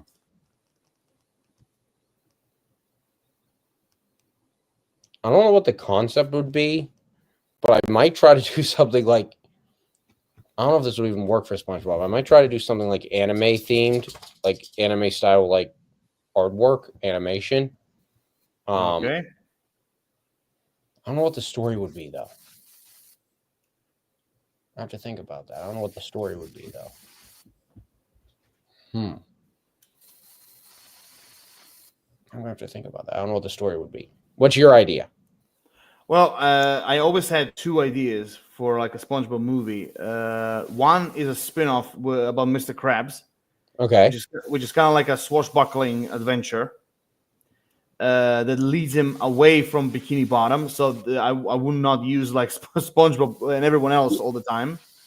It's just around him, and it's basically how can I put this?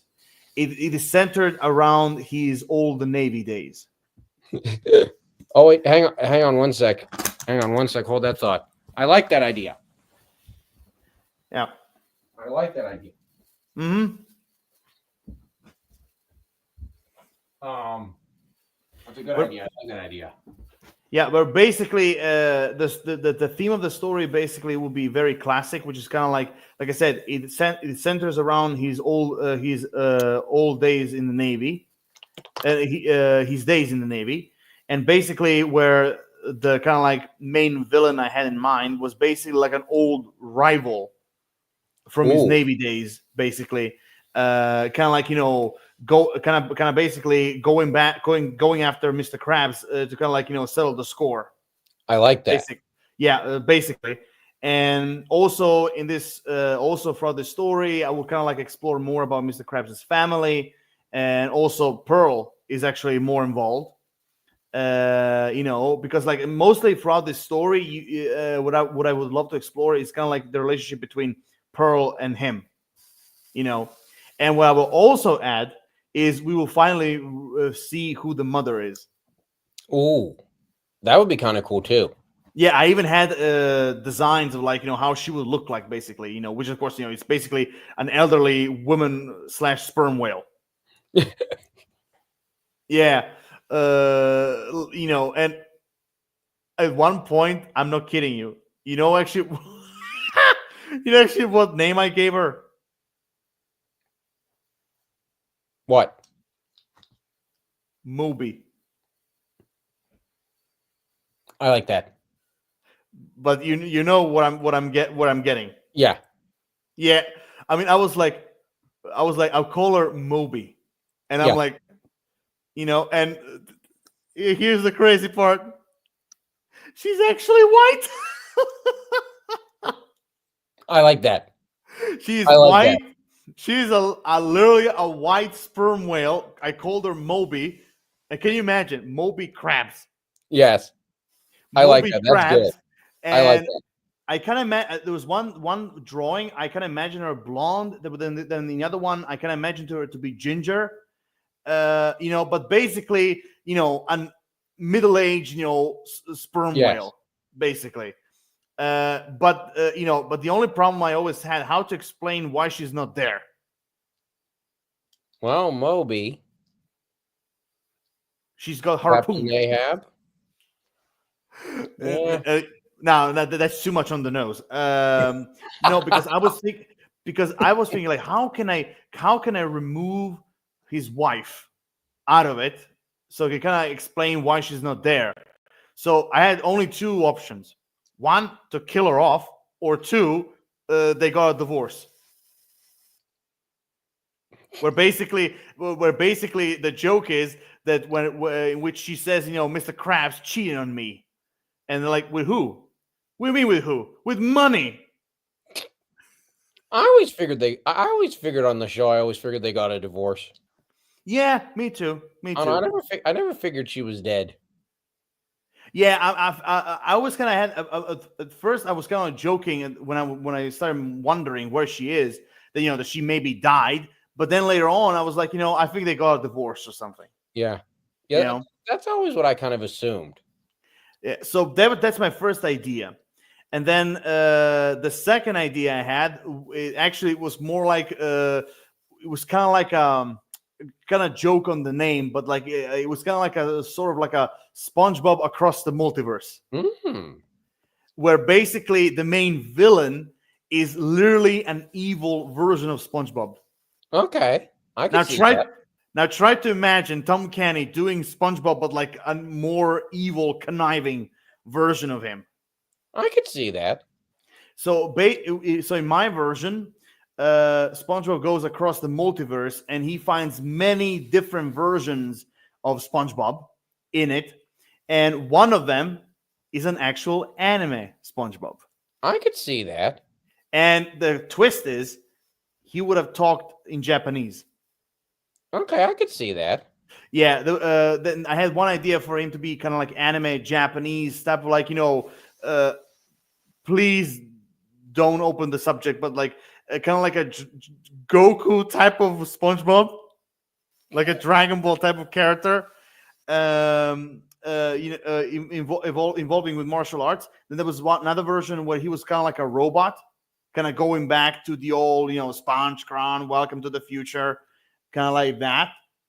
Then there was another version where he was literally like a pirate, but basically multiple versions. But the main story will happen in a multiverse where this evil SpongeBob is kind of like this mad scientist who kind of like wants to conquer the entire world. He conquered his world, but he wants to conquer the other SpongeBob's like worlds. I could see that. That would be Yeah, cool. yeah, and basically one of the twists I had was like that one, like like in almost every multiverse story, where SpongeBob meets all the other versions of his characters. Like, for example, he meets an evil Sandy, evil Patrick, evil Mr. Krabs, evil Gary. Basically everyone working for this evil version of SpongeBob. But the only one in that multiverse who helps him is, guess who? Plankton. That's right. Because in my story, he's kind of like the leader of the resistance. Okay, I could see that. I could see that. He's the leader of the resistance, but the other twist is that Plankton, our old-fashioned Plankton, he joins forces with this evil SpongeBob. You know, but what I also had in mind is that in this story, when Plankton realizes that he's so evil, that even for Plankton, that's like too much. Like, even though Plankton, how maniacal and crazy he is, like, what I wanted to show in the story is that he has a line, like what is too much, what isn't. You get what I'm saying? Yeah, no, I like that. Yeah, and also had an idea where SpongeBob basically had a council of like multiple evil versions of SpongeBob across the multiverse. It was kind of like bouncing up and down, but basically those were two of my ideas for like a SpongeBob movie. Yeah, I like those. I think like the multiverse one, I think I would have made it theatrical, but the Mr. Krabs one, I would have made it on the Paramount Plus. Yeah, I think that would be. I could, that would make sense. So those are two like my kind of like my ideas for like a SpongeBob movie, because I always actually what the idea I had for Tom Kenny voicing an evil SpongeBob, basically with the same voice like how he voiced the Penguin in the Batman. Okay, I can hear that.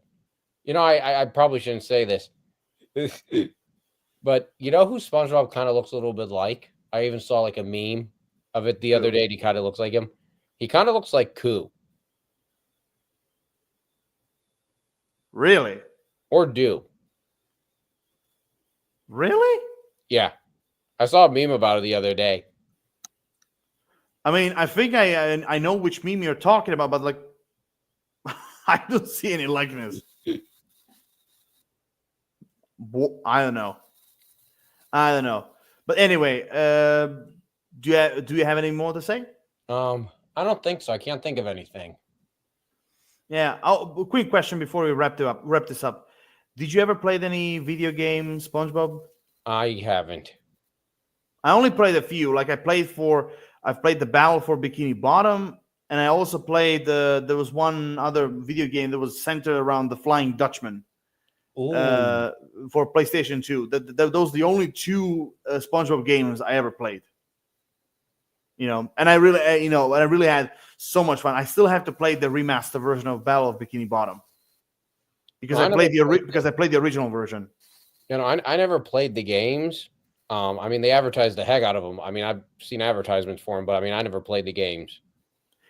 Right now, I think just for PlayStation 4 or maybe even PS5, but I'm not quite sure. But right now, they actually did a Patrick Star video game. That's awesome. And I've seen the walkthrough and I've seen the trailer, and I was like, I've seen a lot of comments saying that this looks stupid, but for me, it looks great.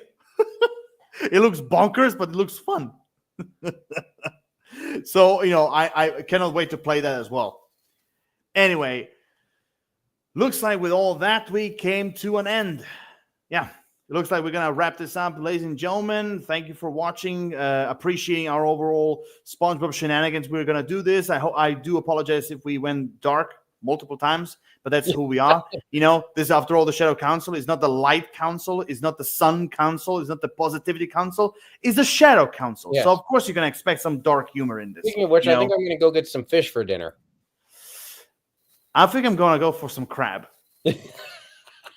Although I don't have the butter. Yeah, I don't have any butter. But anyway, so I have to experiment a little bit. But anyway, every one of you guys, I hope you enjoyed our Shadow Council episode. You guys know the drill. Comment, like, subscribe. Give us your own personal thoughts about the overall SpongeBob franchise. Which movie is your favorite? Which character is your favorite? Which villain is your favorite? Which upcoming movies are you excited the most? Plankton or the Flying Dutchman one, as I like to say it. Overall, everything in the comment section down below. Stay tuned and keep in touch for all upcoming Shadow Council episodes alongside other Lord of Shadows videos as well. And like always, Lord of Shadows signing off. DK the Lucky Bastard, out. Later, fuckers.